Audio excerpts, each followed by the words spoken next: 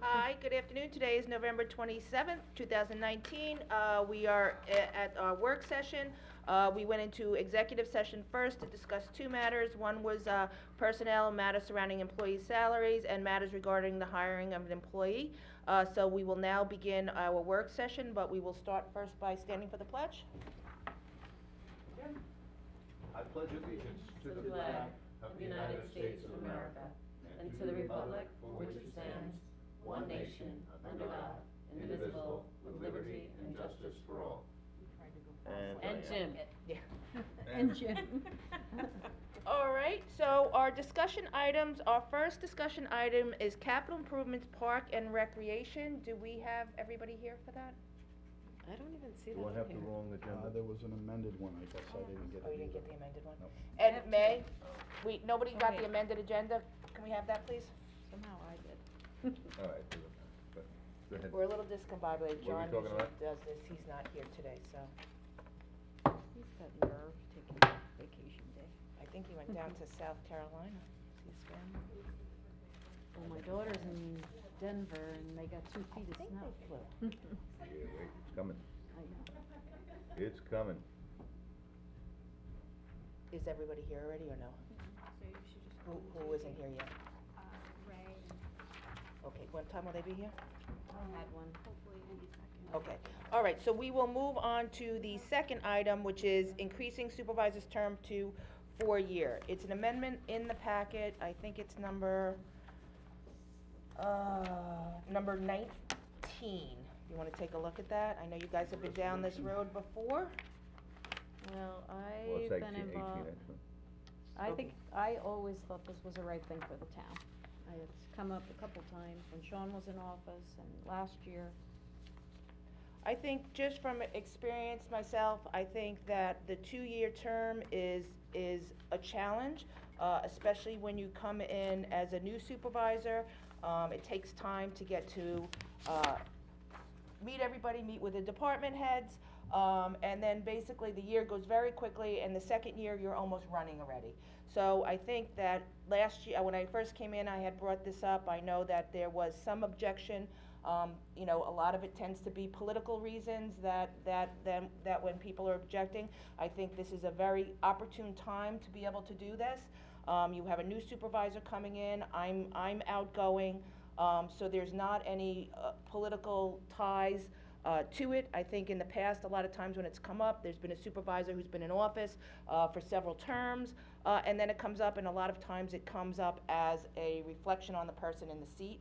And I think really for the town itself, for not only the employees of the town, but for continuity in getting things done and moving them forward, for developers that wanna come in and invest in our community, I think it really is, a good thing to do. I've gone through the towns, you know, Southold has, we have term limits. So that's one of the other things. Without the term limits, I could see the 2-year term, but we do have term limits. So, Southold is 4 years, Brookhaven is 4 years, Huntington is 4 years, Babylon is 4 years, Islip is 4 years, Smithtown is a 4-year term. The way it would work is if, the board was in favor of doing this, it would go on for a public vote, at the next, at a next election. If the, community was inclined to vote for the 4-year term, it would not apply to the current supervisor's term coming in. She would still serve a 2-year term, and if it was approved, the next election cycle for supervisor for the town of Riverhead would then, be a 4-year term. So I present this to you and just thoughts. You know, one of the other issues is also every time you run, it is expensive to run. There is a lot of, I know they are passing some reforms at the state level, but there is, you know, campaign financing, that you have to do every 2 years. There's a very low limit in the town of Riverhead, so every 2 years you are also soliciting, for support, for your campaign. So I also think having the 4-year term, allows more work to be done in the town, in between election cycles. So, any thoughts from So I'm anyone? gonna say again that I supported this when Sean was in office. He put it up. I supported it last year when you talked about it, and I support it again. I think it's ridiculous to have a 2-year supervisor term. And actually, we have 4-year terms. You can't even barely see what someone's doing within that short amount of time, and it's very disruptive to the work, it's disruptive to the projects. I think it's the right thing for the town. I think it's important for us to put all political differences aside and do what's right for the town. I think this is the best thing. I don't care who's in office, everybody, it should be a 4-year term. That's my opinion. And what a nice opinion. Thank you, Jim.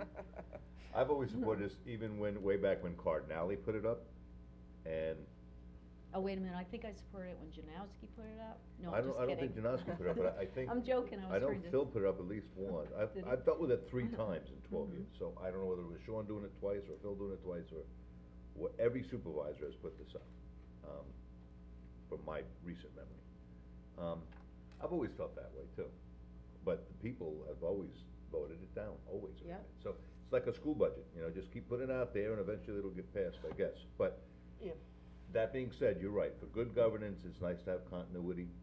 If you come in with a different agenda or a different viewpoint, it's good to see at least work out all the kinks in that. It's hard to do in 2 years, I get it, I absolutely get it. So, I've always thought it was a good idea for supervisors to be 4 terms, and council people to be 2 terms, or 2 years. I always thought that was the way to go, but that's not the way the town's been. But I certainly not opposed, since it's not really affecting anybody. I don't think a 4-year term is, we'll throw it to the public again, but I think you're gonna find that, the public, well, we'll see what they say.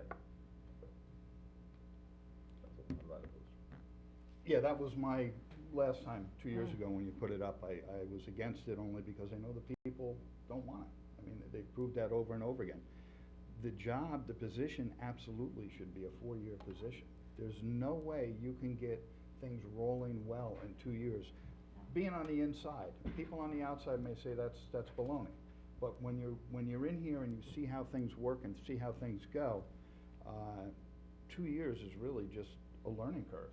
I mean, 4 years is a learning curve. Every day, something new comes in and you're faced with a challenge, which is good. I enjoy that.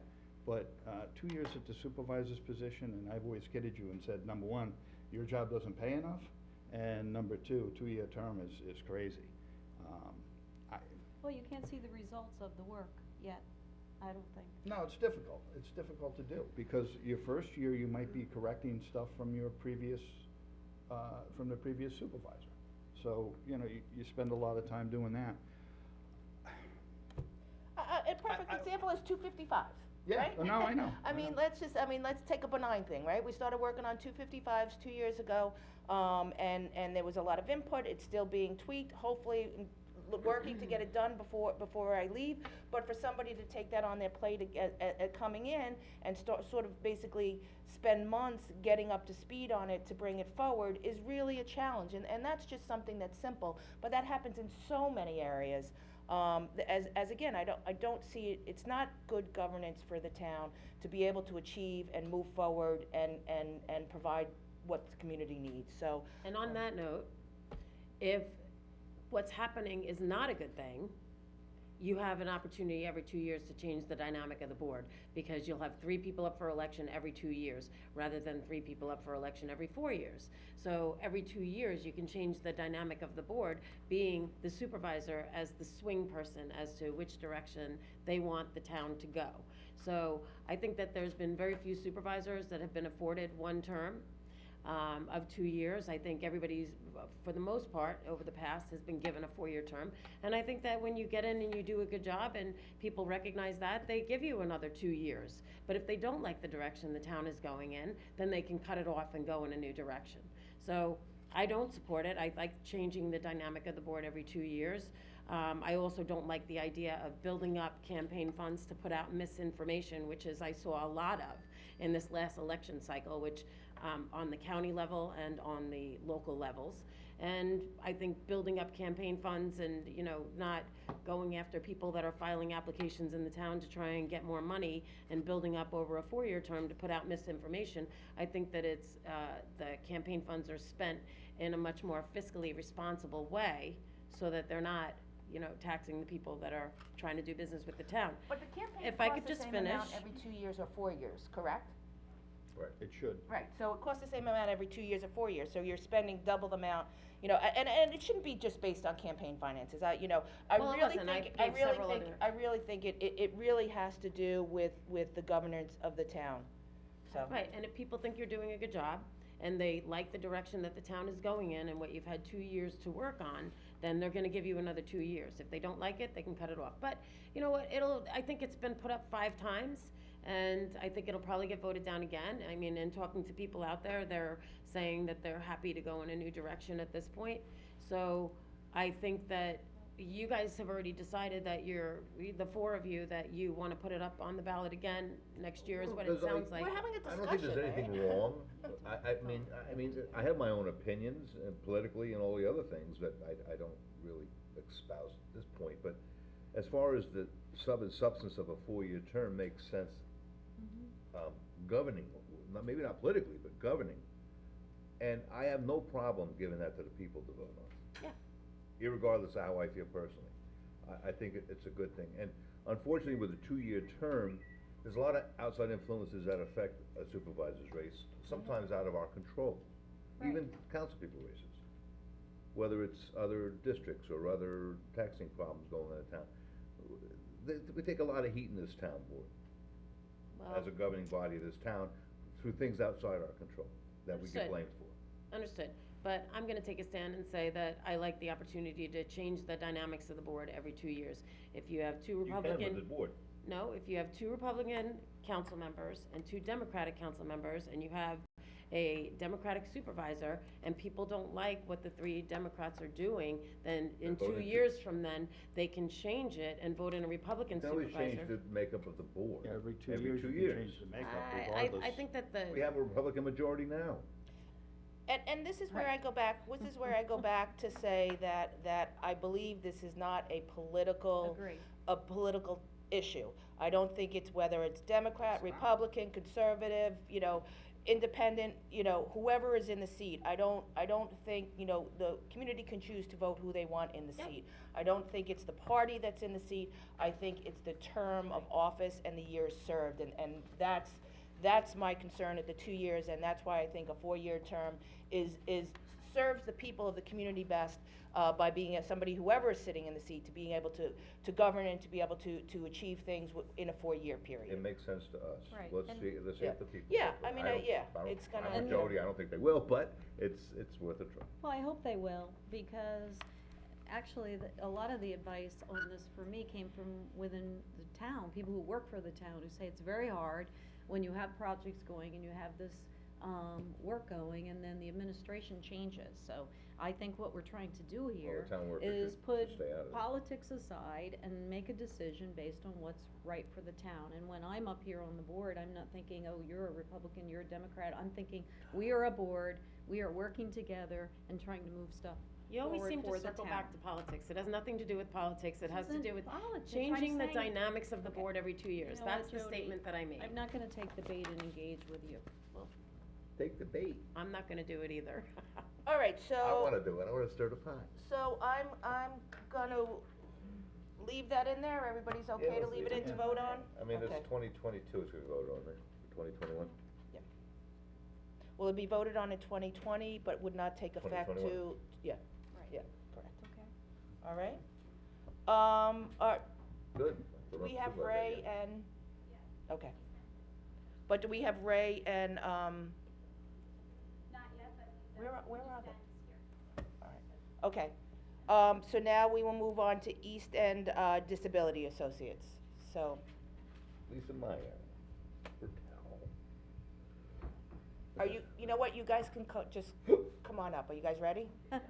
Sorry about that, you just walked in the door. You just got moved up on the schedule.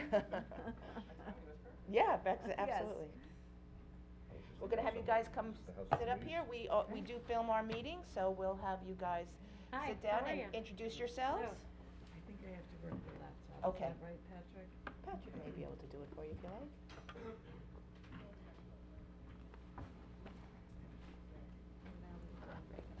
Right. How are you? I'm fine, thank you. No, I was commenting I about. thought you were talking No, about not you. something, you're so thrilled to see us. I am. Good, we're happy to be here. Okay, why don't we start? We'll have you guys all introduce yourselves and, Good morning, I'm Lisa Meyer Patel, I'm the Chief Executive Officer for East End Disability Associates. I'm Camden Ackerman, I'm the Manager of Public Relations and Development for East End Disability Associates. Hi, everyone. I'm a Riverhead resident, and my name's Joy O'Shaughnessy, and I'm the Chief Program Officer at East End Disability Associates. and they are here today because for almost 2 years since I've been in here, you have been looking to expand and consolidate your facility. I know that you have a proposal at this point or an idea that you wanted to share with the town board, so we've asked them to come and present. So, floor is yours. So, there's gonna be a PowerPoint, I guess, over here, right? Larry, can we just turn the lights down, please?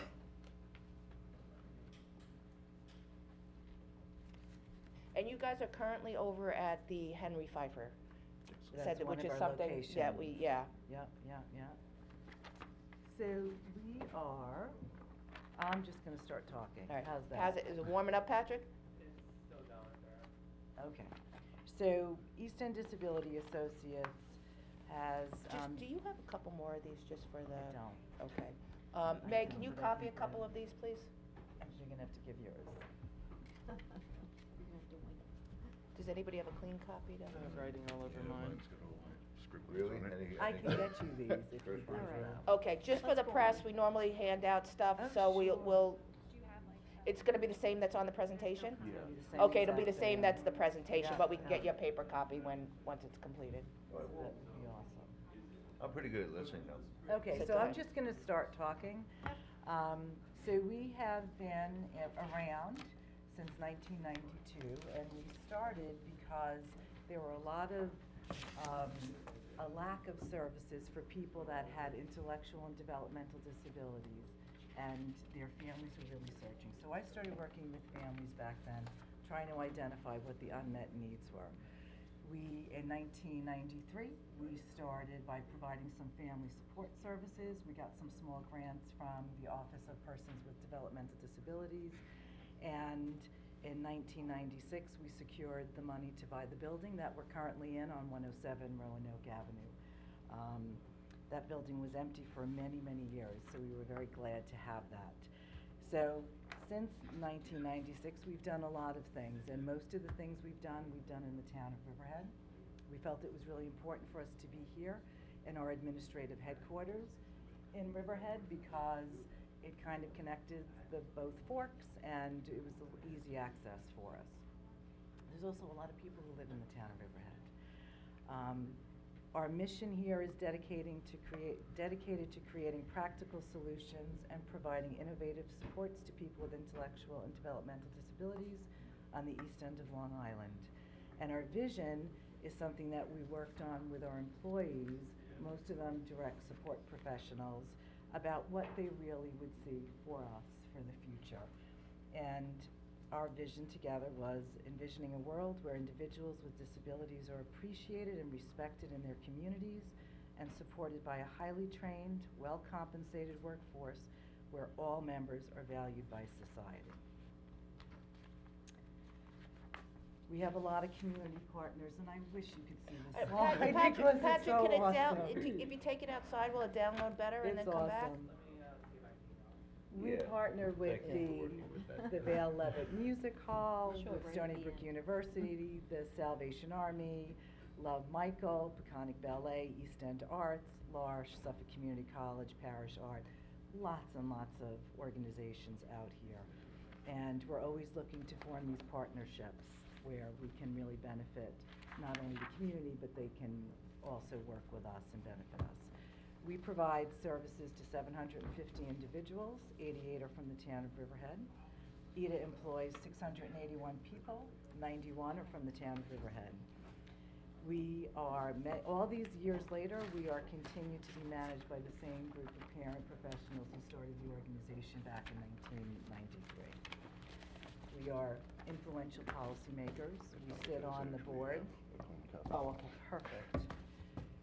We sit on the We're board members on the Self Advocacy Association for New York State.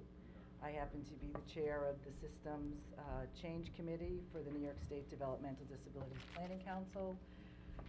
Joy sits on the New York Alliance for Inclusion Innovation. I'm a board member of the Long Island Alliance for People with IDD, Intellectual and Developmental Disabilities, and I'm also a board member of New York Disability Advocates. So we are involved. We're very involved with the culture here in Riverhead. Being here for a very long time, we do a lot of eating here. We do a lot of shopping here. We do a lot of volunteering here. Plus, we have 3 of our day programs are right in the town of Riverhead. We have several group homes in the town of Riverhead and do many community interactions in the community. So I think Joy should tell us a little bit about the programs that we have. Just to be clear, I just want to make sure that you understand the population that we work with. So we work with children and adults who have intellectual disabilities. So those are folks who have lifelong conditions that require them to have assistance in learning, and some of their medical needs need a lot of attention. They need help sometimes just managing the activities of daily living. So, you've heard of people with autism, Down syndrome, those are the kinds of folks that we're supporting. Many of the people that we support still live at home with their loved ones and their families. I think some of their families are ready as they age to have their children and loved ones move on, but that's a complicated process and there's not a lot of opportunities for that. So we spend a lot of our time supporting families who still have their loved ones at home with them. Probably the majority of the folks that we support still live home with their families. So we are really a family-oriented organization. People with intellectual disabilities, that once they're 21, they age out of school, but they still need to learn. They still need to have meaningful activities, and work isn't for everyone. Everyone's not ready to go into the employment world, although some of our folks are, and we help move them along towards that, to that eventual goal. So we have day programs that folks can go through from Monday through Friday from like 9 to 3, where they can continue their education and learn social skills, learn how to be more independent as possible, learn how to volunteer, have meaningful activities in their lives, and many of those community partners that Lisa mentioned are places where our folks volunteer. We also provide, so we do that in 3 different locations, all located in the town of Riverhead, and then we have a kind of a loose program with that walls out on the South Fork, and hope to one day do that on the North Fork as well. We, it's really hard to make friends if you have an intellectual disability, especially if you live at home with your family, so we have social programs for folks that they can come to every evening and every weekend, so that they can make friends, and the relationships that have formed and the, love blooms and then doesn't always get along. It's a little bit like a soap opera in some of our programs, but that's life, right? So people really are learning how to negotiate relationships and friendships and just how to be a friend. And we work really hard on helping people realize how to use social media, and that's not always a good way to make a friend. Sometimes it's better to make friends in person, right? We work with a lot of children. We help families when school vacations come up. It's really hard for families who have full-time jobs to support their kids when the routine is broken, so we provide wonderful opportunities for them to have some safe places to go and to be able to, again, learn how to develop skills, make friends. We offer employment services for people. Some of the most important services we provide are crisis and respite services. We have a crisis house and a respite house where families can book in advance a safe place where trained professionals are going to care for their loved ones, and they can, take a break from the really rigorous demands of caregiving to someone who, has great needs. So that's like getting tickets for Hamilton. Families line up way in advance to get their loved ones in for a 4-night stay at a time, and really valuable services. We have a mobile crisis team that can help families if one of their loved ones is having a challenging time at home, or maybe they have a medical emergency and they don't know where to turn, because not everyone has a family member who can step in and support people with complex needs. So we really provide a full spectrum of services, and that crisis and respite program are really the glue that hold a lot of those families together.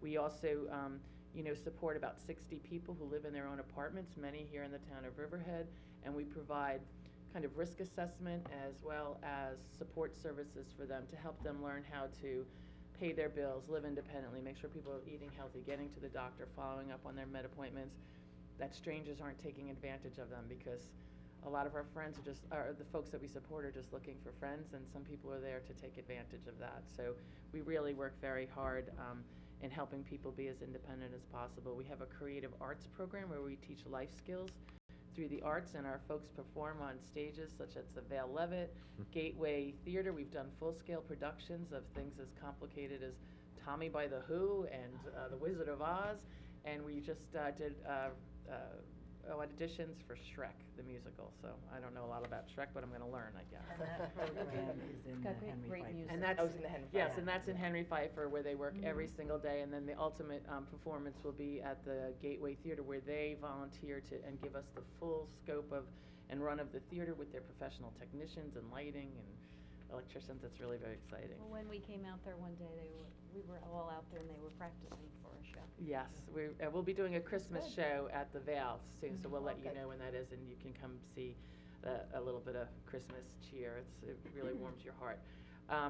So, you know, all these services that we provide are all tied together by our values, and, you know, our values are very important. As Lisa mentioned, we came up with them as a team. All of our DSPs were involved in that, which are our direct support professionals. And we lead, and everything we do has these values tied through it. So respect is our number one, you know, value. We promote mutual understanding. We have a very varied workforce with people that we support from multicultural and different socioeconomic groups, and we really have regard for all members of our EDA family, and we honor their differences and recognize that everyone has something to contribute. And that's really important when we talk about the people we support. Professionalism is another one of our values. Our team is dependable, we're collaborative, we're knowledgeable, we're experts in the field, and we're very well trained. We are leaders and we're positive role models. We take our job seriously, and our commitment to the folks we support is very serious.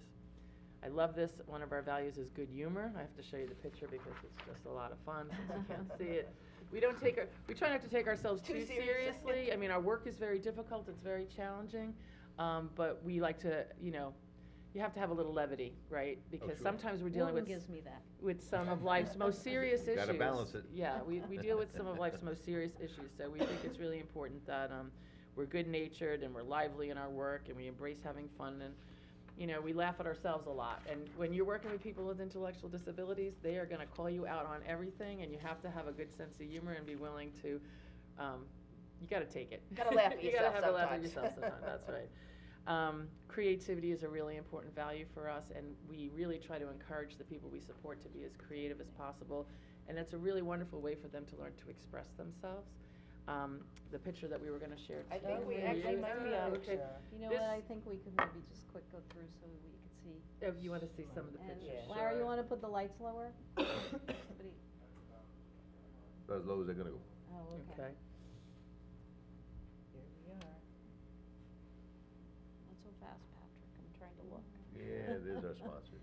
Oh, there's all the sponsors, and what do? So those aren't These just are our sponsors, partners. those are your Partners. partners, so Right, you so work partners. with them? We're contributing something to them primarily.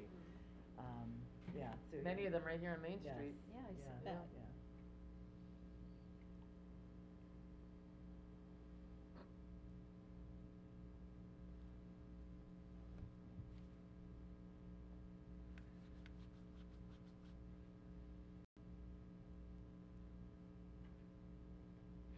You're doing good, Patrick. Your timing is perfect. Do you guys have a spot Pictures I over at the love. community Jim, garden? if you could Yes, sing yeah, along yes. with it, Yeah. please. There's a community garden, yep, Yes, yep. we're in the community garden. The house on the bottom right is our respite house. That's probably the newest building that we've built.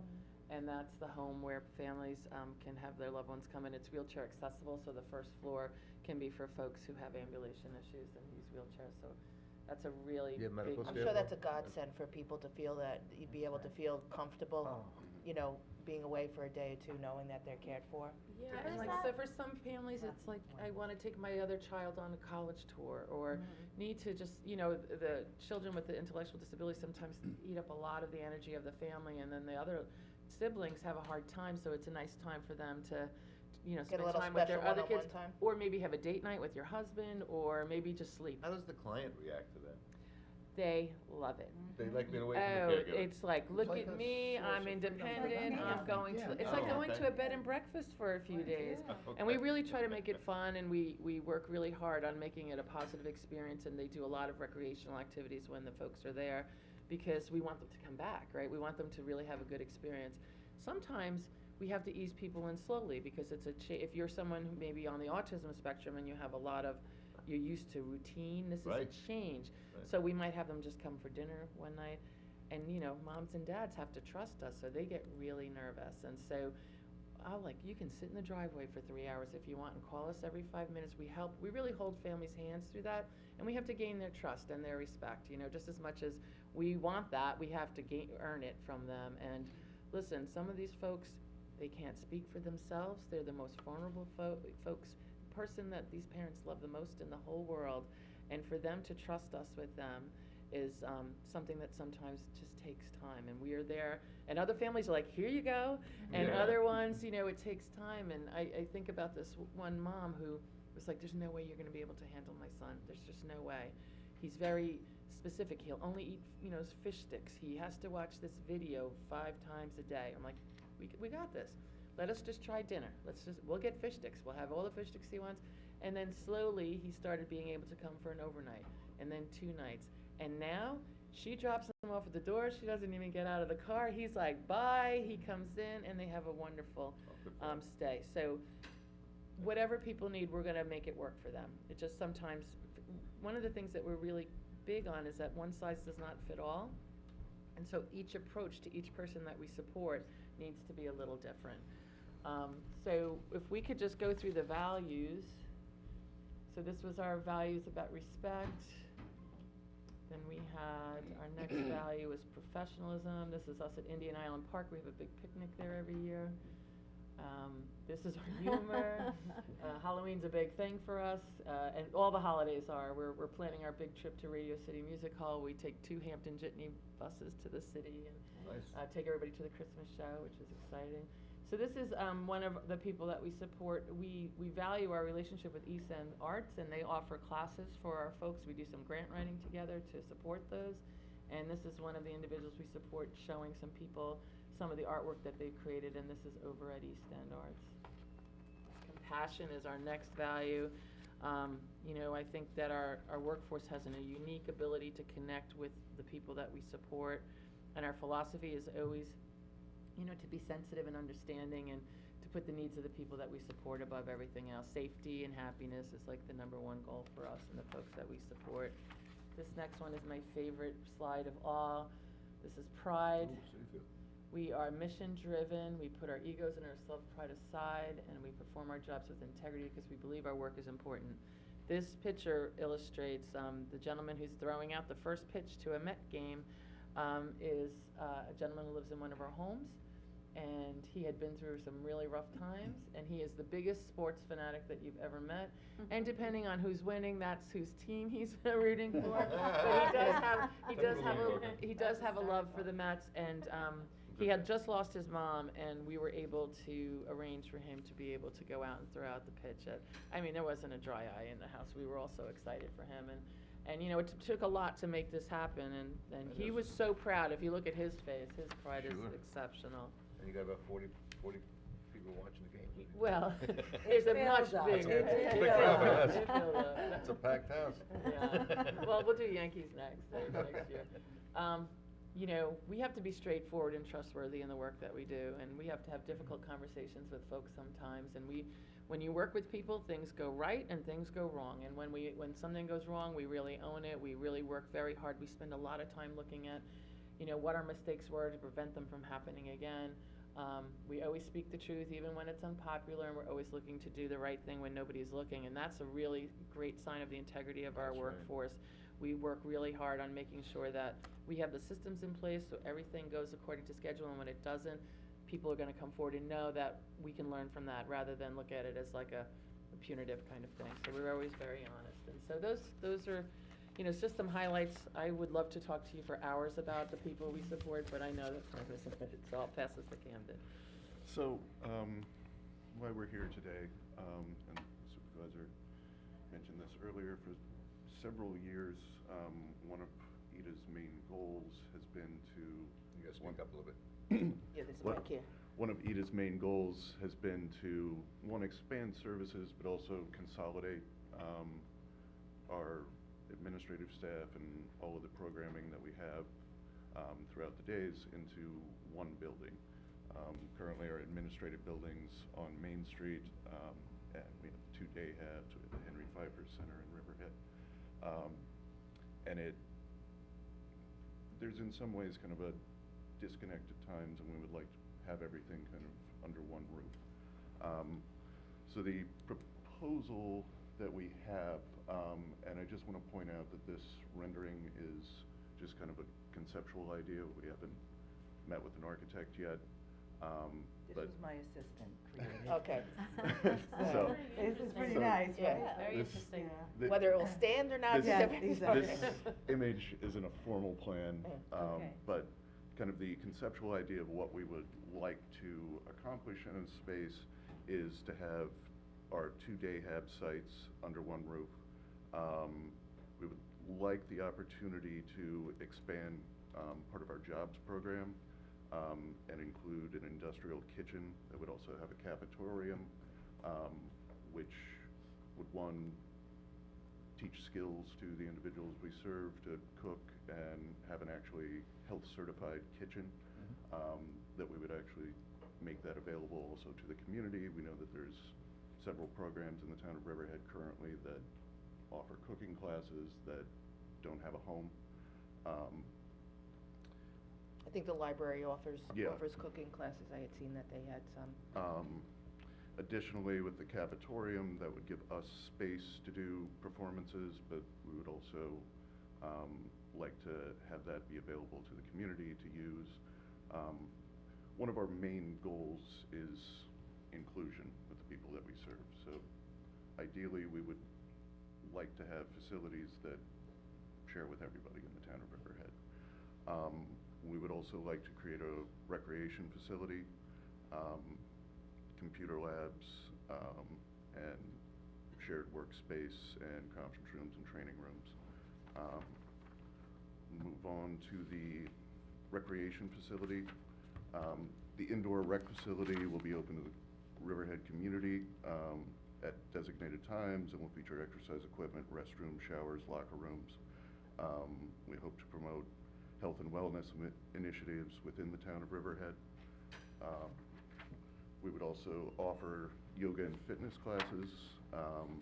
We currently, to the individuals we serve, offer yoga classes that are designed for people with disabilities, but we'd also like to expand that and have that open to the town of Riverhead.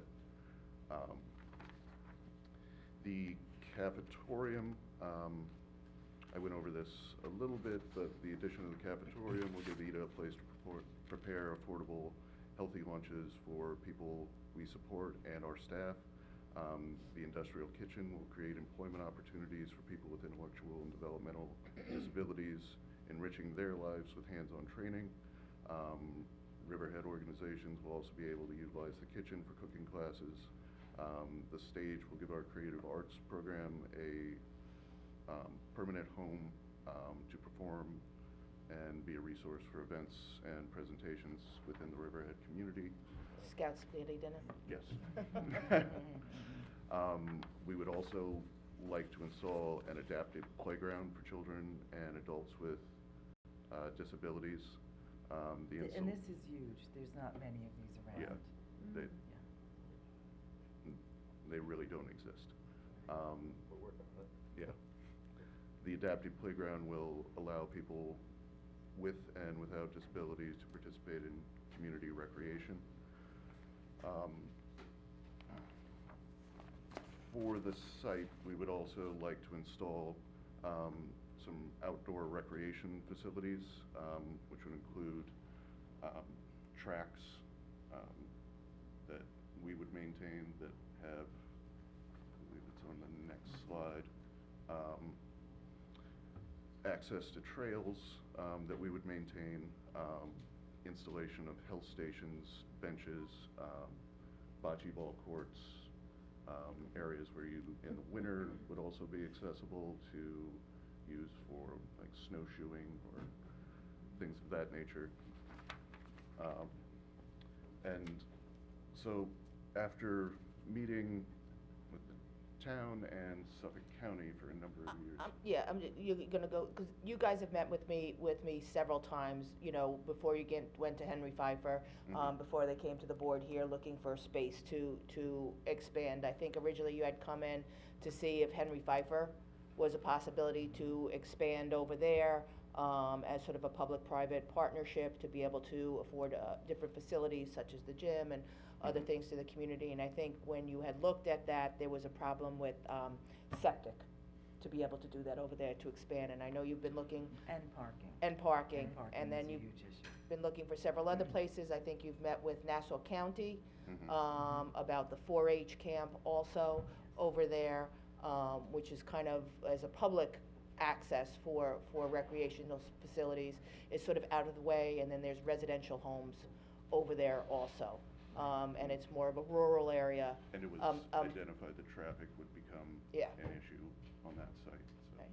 So you've identified another location, to possibly place something at. Do you wanna go into it? I can talk about it. If there's a parcel, that Suffolk County owns, I think it's 10 acres or 12 acres? Stotsky. Yeah. Across from Stosky, yeah. Originally, I believe a YMCA was projected to go in there, and that never came to fruition. So you guys have gone and met with the county, Mhm. so I'll let you take it from there. I just wanted to kind of give you an update of, it's across the street from like the TAG. Greenway or Blueway? Yeah, Greenway, So- yeah. This was a parcel of land that, I believe it was early 2000s that the county had purchased, Township with the property, yeah. Greenways Initiative. And the area is supposed to be used for recreation. We've met with the county. The proposal that we have for the facility would be a 40,000 square foot, The same. facility that would The same. include the habilitation centers, and include the indoor rec. And then the surrounding area would be where we would have the installation of these trails and. Well, you could tie right into the, I mean, we can tie right into the Stosky Park. Stosky right Park, there. yeah. We have the trails all out, you could Lena. fix them up. We spend a lot of time at Stotsky Park now. Yeah. Yes. We do. Yes, one of the ideal things is our guys are probably at Stotsky Park right now. Our right? recreation superintendent is here. Ray, did you wanna come up and be part of this conversation? I Sure. think that would be a good idea. Because it has to do with recreation and tying into Stotsky and what your, goals are and what past plans have been for that property or what the requirements of that property, cause I know the town always had a hurdle that it was, whatever we did there would have to be open up to everybody in Suffolk County, cause Suffolk County purchased the property. And when it came to charging people to use fields or even to improve it and get the money to improve it, I mean, the property's just been sitting there dormant because of the expense of actually developing the property and filling in the pits that, you know, and the roadway of Columbus Avenue was always a priority that we've never been able to do because we haven't had any money to do that roadway and complete the parking lot in the back. So I think it might be a good synergy if the county was telling you that you could put a structure on the property, because that was always a hurdle too.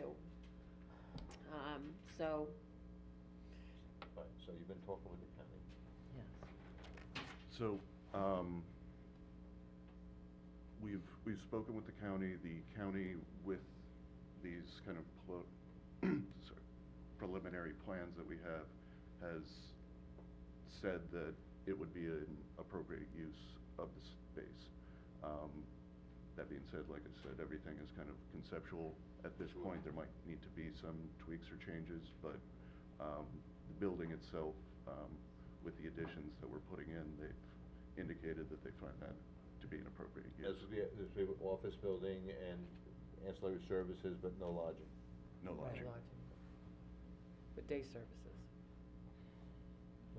So the question for the board, and that's why I'd asked Easton Disability to come, is to see how the board felt about this. Would this be something that you would consider supporting, to for them to continue with their preliminary plans. I mean, they could certainly come back at, you know, whatever questions What's you have. interesting, when I was watching the slideshow and listening to the slideshow before we actually could see the slideshow, the first thing that popped in my head was that building at Columbus Circle. I said, well, you know, it's right there, and they were talking about the trailers, whatever. So now you're right across the other side of the cul-de-sac, so certainly the area was in my head already, so it's like, And I think it enhances what we already can provide, and I think this goes back to what you were saying, Jody. You know, there's a lot of these things that are fantastic that we can't necessarily afford as a town to do at this point, but in partnership, it's something that we can offer everybody.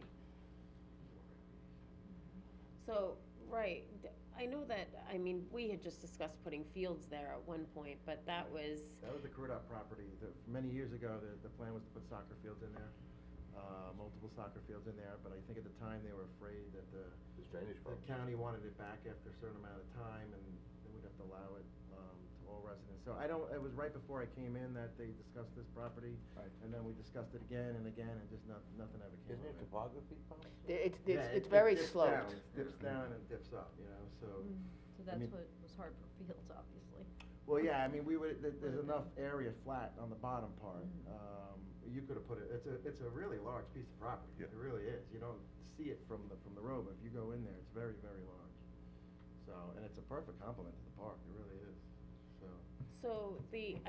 like I said, we've always had problems with the access road to get to the back parking lot and the back parking lot. So would your idea be to share that parking lot in Stotsky Park and the roadway to get to what you're proposing? No, you'd provide your own parking, correct? Well, I mean, if there's parking there that we can add to and maintain, we would prefer to do that. Because that would be great. I mean, that's been one of my focuses since I've been in office, is trying to get that roadway paved. And the parking lot up there, up on the north side, paved would be perfect for us. Yep. You Big know, lot. the It's way gravel right there. now, right? Yeah. It's all Yes, gravel, yes. yeah. It just keeps getting, it's sort of a Band-Aid that's been done to it at this point as the divots come. Well, I want to tell you, parking is a huge issue for us, right? It's for everybody. Yeah. But being that we're here, our administrative building here, we have a shared parking, so that has been one of our dreams, to have a parking lot where we had enough spaces to actually park our vehicles and our vans and have a safe place so you can go, you know, close enough to the building. That's huge. Parking is very And important that to would, us. that would free up all-day parking downtown also, which is a benefit. What would the Here's one of those hours things. of operation be? So, right now, we have our different day programs and our rec programs. We have things going on in the evening for people that live at home with their folks. We have day programs going on from very early in the morning till, 3 or 4 in the afternoon. We have Saturday programs, we have Sunday things. We have a lot of activity going on all of the time. Reason I ask, Ray, with the parking back there, when there are events going on, practices and such, that parking lot's filled. Yeah, when PAL comes in for their practices and the games on the weekends, Right. it's really filled up. It is. It's an overflow there, so. that- Weekends we are would less. have to The weekends are definitely- less for us, yeah.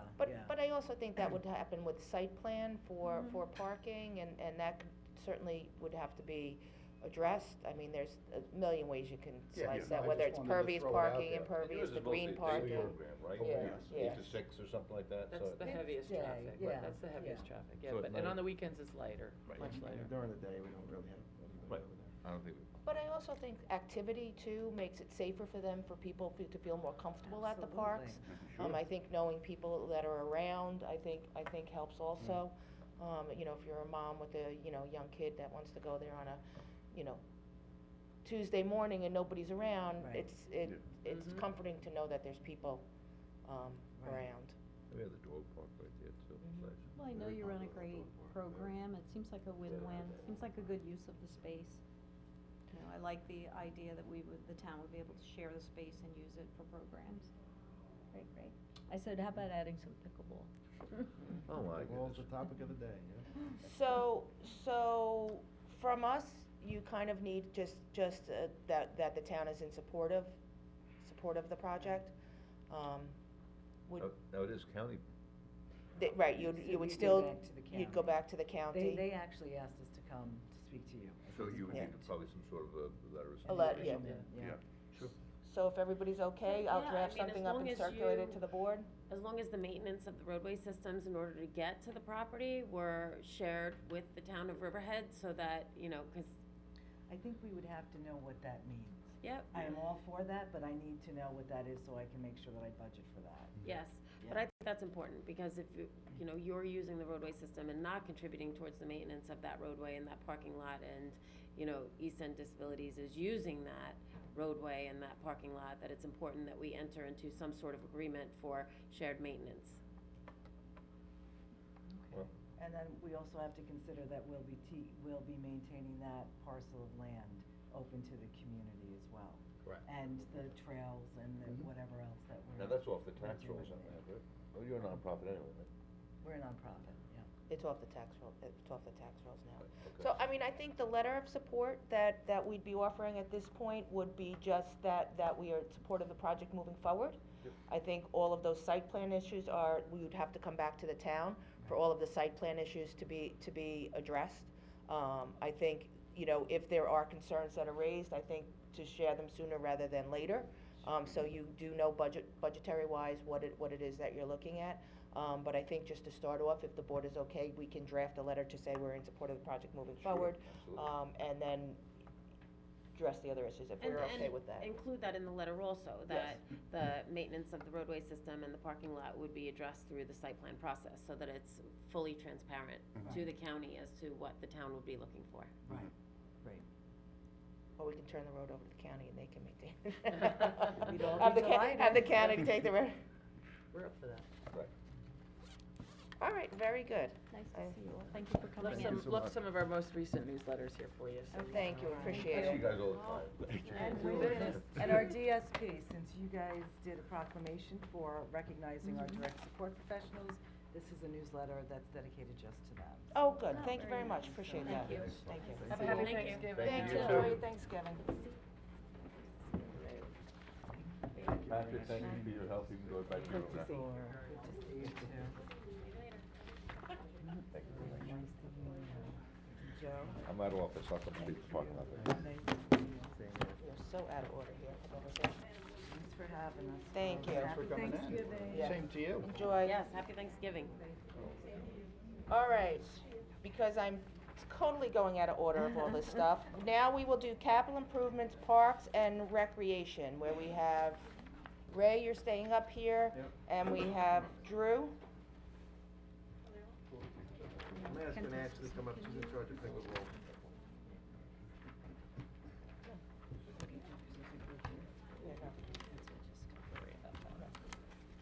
I didn't think so. Good morning.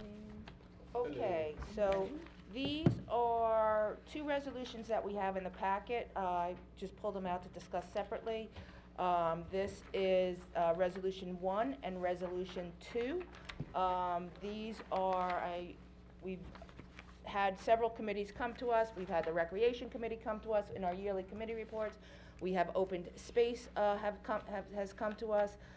Engineering every year goes over the different projects that they have, as well as recreation. And these are projects that have been on the list for quite a while between committee members and department heads for things that need to be addressed. So we will do number 1 first. So this would be to approve funding. Bill, we may need you to come up for this also. And this would be several of the parks that we have. This is Bayberry Park, which we have discussed before. That was the playground that we had for several years that needed to go up. And then there will be, it's just that one going up. We've already planned and budgeted for the tennis courts to get resurfaced at that park there. The next one is for the George Young Community Center. This will be to put the playground that we had discussed at one point in there also, to go up with some fencing and wood chips there. One of the other issues that has been a long-standing issues that has been, was never completed was when the dogs parks were put in, both at Stosky and at Veterans. There was no water at the dog parks, so this would be to provide water to both of those dog parks there.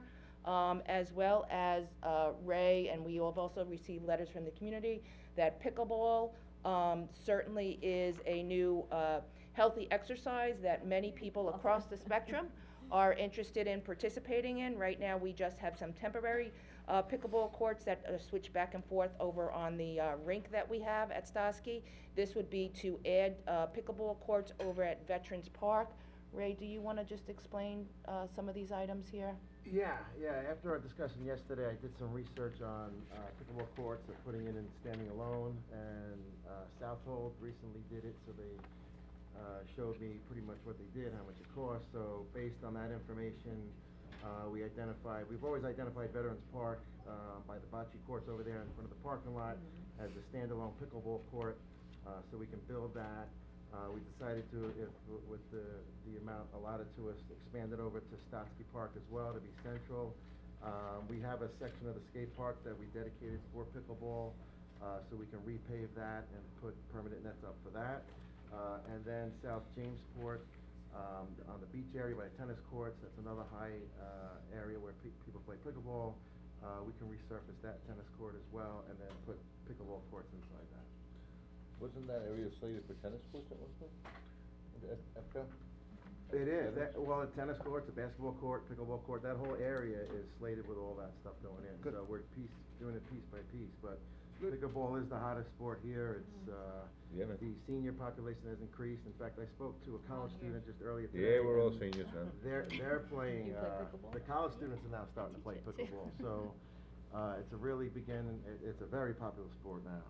Actually, so- we get email from people asking for more pickleball. Well, there are. Yeah, you have a Yeah. group back there. No, these are pickleball participants. Do you wanna send one representative to just maybe discuss the? Send Al up. Al. We all know about pickleball. Al works for us as well in the pickleball. Yeah. Badminton And with a ping- Ashley's in charge of badminton with a ping pickleball, pong she ball. brought it to another level. Badminton with a ping pong ball. It really, He it's just got ping in there and pong sat out. and tennis. Right in the middle. Yes, it's just. I've seen some of those tournaments, they're quite amazing. Well, now we have the ability, if we put the courts in at Statsky Park, we have the ability with the hockey rink and the rinks at Statsky Park, we could hold a big tournament, and that's what they're looking Nice. for. Well, that's where you have the tournaments, right next to the basketball courts at We Southgate. have them up, at the hockey rink on Saturday mornings, and it's just. Sorry to put you on the spot here. So I think that this is one of the things that's important to, especially as a recreation department, to be able to change as the community needs change. So we've had tennis courts for years, pickleball was not really, several years ago, was not on anybody's radar, but, I mean, you're playing it now and it's Oh, yeah. become quite popular. Oh, yeah, You have to move up closer. We have the They microphone. wanna hear what you have to say. Loud and clear. this is Al's being gonna kill us. recorded now. Yeah. Sorry, Al. Okay. Thanks, Ray. No, it really has. I mean, it's even doubled since we've started it just about 4 years ago. And, I wanna thank who's ever responsible, again, for the town of Riverhead, for converting and resurfacing the areas where we're playing now. It's great. We had, I think originally we had 3 or 4 broken down courts there with a surface that was not Not conducive. Okay, so now we have 5. And if you were to come on a Saturday morning and see, and see how I'm desperately trying to maintain law and order with 50 people, okay? Most of them screaming women, okay? It's bad enough. Is that true? Well, you'll never win in that argument anyway, No, so. I never do.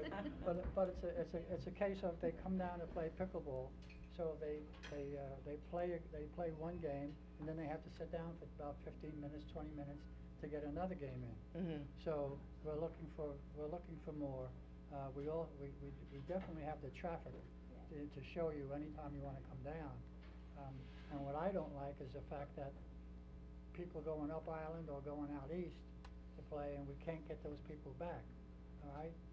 So I'm looking for more space, not only in the spring and summertime, but also in the wintertime. We play at Riley Avenue School now, Mhm. okay? And that's a very, very tight venue. There's not that much room. And our, Small gym. and our better they're very, very nice there and extremely helpful.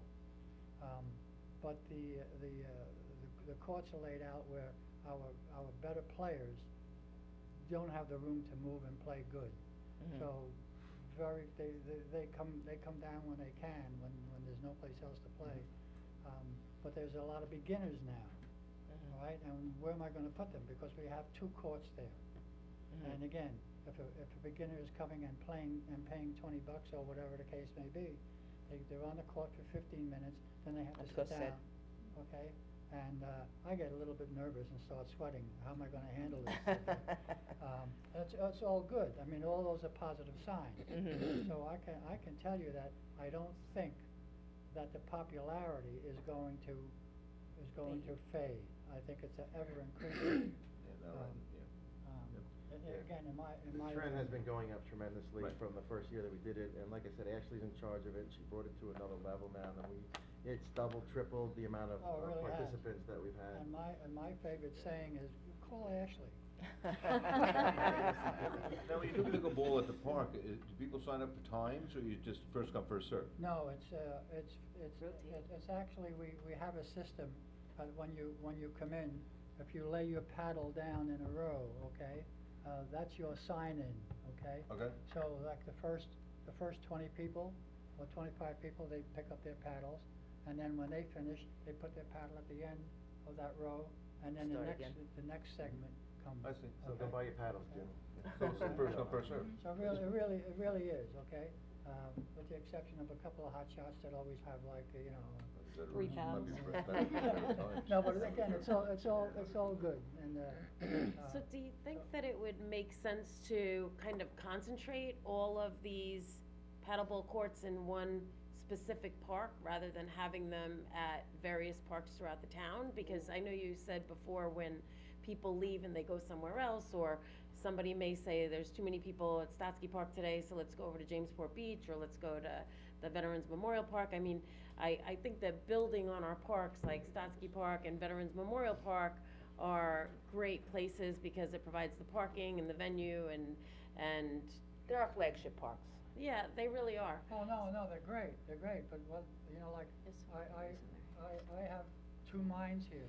I'm trying to conserve $1 and stretch $1. Yep, And then the other part is I come to beg for $1, yeah. okay? So I don't know how successful any one of those are gonna be, but you're absolutely right. If you have, many places, if you see on TV, these sports complexes. Splits. That have these, I don't wanna say stadium-like, but facilities. Right. That are beautiful, are really fantastic. I get a couple of calls from, friends of mine, who wanna see what it takes to finance. And I'm saying, oh, I gotta talk to these guys, all right? But when they see, you know. You gotta like come the- closer. Yeah, you gotta come close, otherwise they can't. He's waving in the Yeah. wind. When Come I'm trying to get ready to bail out of here. Yeah. Yeah, you get closer to the exit, yeah, I get it. Right. And I'm Italian, so I'm talking with my hands, so forgive me if if it doesn't sound right, look. Yeah. But my point is that it's all talking about a growth position. We're asking for anything that can be done, space, dedicated courts, whatever it is. And I certainly do put ourselves online to show you that we have the The need. traffic, you know, to see Believe it. you. Boardroom's filling up. And that's what this resolution, so thank you for coming up for that, because we just, you know, this does have the additional pickleball courts in there. Okay. So it's first step to growth. Yeah, our data shows that we have people from both sides of the town that wanna play. We have Right. the senior communities on the west end of town that do want it in Calverton, they keep asking that. And then, like to you, Jody, the Stotsky Park's our flagship park, so now we have 4 there, we're gonna add at least 2 to 4 more, so now you can get a lot of people centralized there, but the people from the west end can play on their own courts. That's the one thing they ask, is because they have to borrow the equipment from us, the netting. But these will be permanently, fixed courts that could go down anytime they want, they don't have to tell us. So that, and then in South Jamesport, we have a big following out there too, so Yeah, that's why the thought process. I'm just is that. concerned about the parking at South Jamesport Beach for all the beachgoers. And I think. And the people that, you know, the parking that it might take up if we expand on the facilities there. Like, I'd like to have all the pickleball courts next to the bocce ball courts at Enterprise Park at Calverton, maybe some more at Stotsky Park, just to accommodate, you know, the group that goes out on Saturday mornings. But, I'm concerned about Jamesport Beach in that, you know, a lot of the kids from the community walk over and they use the tennis courts and it doesn't really impact the parking, but I'm concerned during the summer months about the amount of parking at Jamesport Beach that we can provide for all the activities that we have there, including the people that are, you know, going to get on boats and things like that, Yeah, so. that's a good point. Yeah, weekends might be an issue, during the week it will never be an issue. During the week is, I think, it's a little bit different, and plus the fact we have, I think a majority of our, pickleball players, other than weekends, in the evening, mostly are in the evening, when they finish work and something like that, they come down at 5 o'clock. I think we just have somebody, yeah, if you just can, I'm just trying to gather information No, so no, that I no, can you're make an right. informative just, decision. just Okay. need to introduce yourself. Ask or say anything, because I probably have the answers somewhere here. Okay, I'm Nancy Rayner. I'm not retired, even though I am, you know, of age to play. Any age can play. And the biggest problem is that there's nothing nighttime, you know what I mean, to play. And that's why Jamesport, we tried to play there this year, when Ashley said the hockey rink was closed, we tried to play there. The surface is what's bad. It's a beautiful facility. There's never a problem parking because we always go at night. Okay. And we see basketball players there. It's a phenomenal place. And we just thought if you resurfaced it, even with Stotsky, the tennis courts, I've been playing with my son when he's 20 years old, he comes with friends, and the surface is where the problem is. Yep. The hockey rink is wonderful, but the nets that you let people borrow are broken, and they fall down in the wind. And, you know, they are good, but they're not what a permanent pickleball court would be like. Which is what the goal, Yes, what the goal of this is. Yes, and I just wanted to Yeah. stress that, because Okay. the hockey rink is wonderful. The lights are wonderful, you know what I mean? It's just that, We've grown. Yes. And there's more people Yes. playing, and as a town with Yes. more people playing, then we need to provide the right. place to play. And even the tennis courts at Stotsky are wonderful, but that surface is horrible. She's That's talking what about my, the our. tiles. Yeah, you oh, talked it's about horrible. that, I you mean, talked Yeah, about it's not that good for yesterday. pickleball at all It's bad with for that kind tennis of too, ball. though. I Correct. was trying to play with my son That's for tennis, tennis ball. and the balls go all over the place because it's It- just the surface. Yeah, so we're actually moving away from that, but the problem was that anybody that's good in tennis didn't like it. Anybody that Oh, was, it's horrible. you know, Well, it's a just tennis general court. It's a recreation tennis court, player right? liked it, it Yeah. drained No, great. we're 20-year-old, 3 boys, and I'm playing with Oh, them, then we're here, and it's horrible. well, we're phasing those out, and that's Yes. what I South think they're Jamesport, older, we're too. gonna remove it and Horrible just for tennis, you resurface mean? it. As well as. Tennis or pickleball. As well It's as, horrible. Bayberry, we're getting away from it Yeah, also, tennis too. because And see- they've been in there quite a number of years. Yeah. They were very good when we first got them, but time has done their wear and tear on them. We know the surface underneath, that we get some mold, and, you know, it makes it, you guys know, it's been a challenge. So, you know, we're doing bits by bits, so right now Bayberry's being redone. I'm gonna tell you though, Bayberry has been a concern of people because it is so desolate there, and people don't wanna go there, because it is very scary, especially at night. I don't know, is there lights there? No, but They- it closes okay. It at closes dark. at dusk, yeah. So, people don't wanna go there because it is so desolate, and, you know, So it's been a that's- concern. That's my struggle, Yes. is that we're very limited on funds. I mean, the 300,000 that's being proposed for expenditure from Community Benefit Fund for all these projects that are in this resolution, they all sound great, but if you had to prioritize and say, this is what we would want done first, what would that be? I would say resurfacing them, and then all Resurfacing what? the Jamesport tennis courts, because the proposal that Jack, That is, Paisley has that's in done. the proposal. Yes, you can make one side tennis court and the other side pickleball courts, and everybody can, you know, play. Mhm. We're not saying to get rid of the tennis courts. Right. But we're saying that area, when you play there, you have 2 tennis courts. The area behind you and the side of you is so plentiful, you could create more courts. You Okay. could create 1 long tennis court and 3 or 4 pickleball courts, and everybody would be happy. We're Okay. not saying to get rid of So the tennis courts. We leave that up to you resurfacing- guys. The So the resurfacing, and I know hold that on one second. Corzini, So the resurfacing at Jamesport Beach and at Stotsky is 125,000? No, it's also creating the pickleball courts at Veterans, they don't exist there now. okay. So Okay, we- because I Build it from see- scratch. You'd have, Okay, so funds to improve Veterans Memorial Court with the addition, construction, and installation of courts, fencing, netting of a minimum of 2 pickleball courts in the vicinity of the park. Resurface the pickleball courts, skate park at Stotsky, and resurface tennis court at South Jamesport Beach. is $125,000.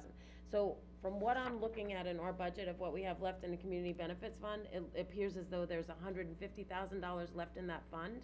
And we have the playground at the George Young Community Center, and we have the elevator that's $80,000 that currently is not working. We have other projects that have been on the list for a very long time, so where this all sounds good, in my opinion, we're very limited on funds. So if you wanted something like on the top priority list, Well, What Jody, would it be? I just I'm want, just I asking. know, but I just wanna correct something. The Please. resolution for this is using community benefit funds and also for the ones that we're talking about now. So it's community benefit funds and trust and agency funds, and it includes all of the Bayberry Park, the installation of the, playground equipment that we already have, but we need to pay for installation and, construction of some boxes.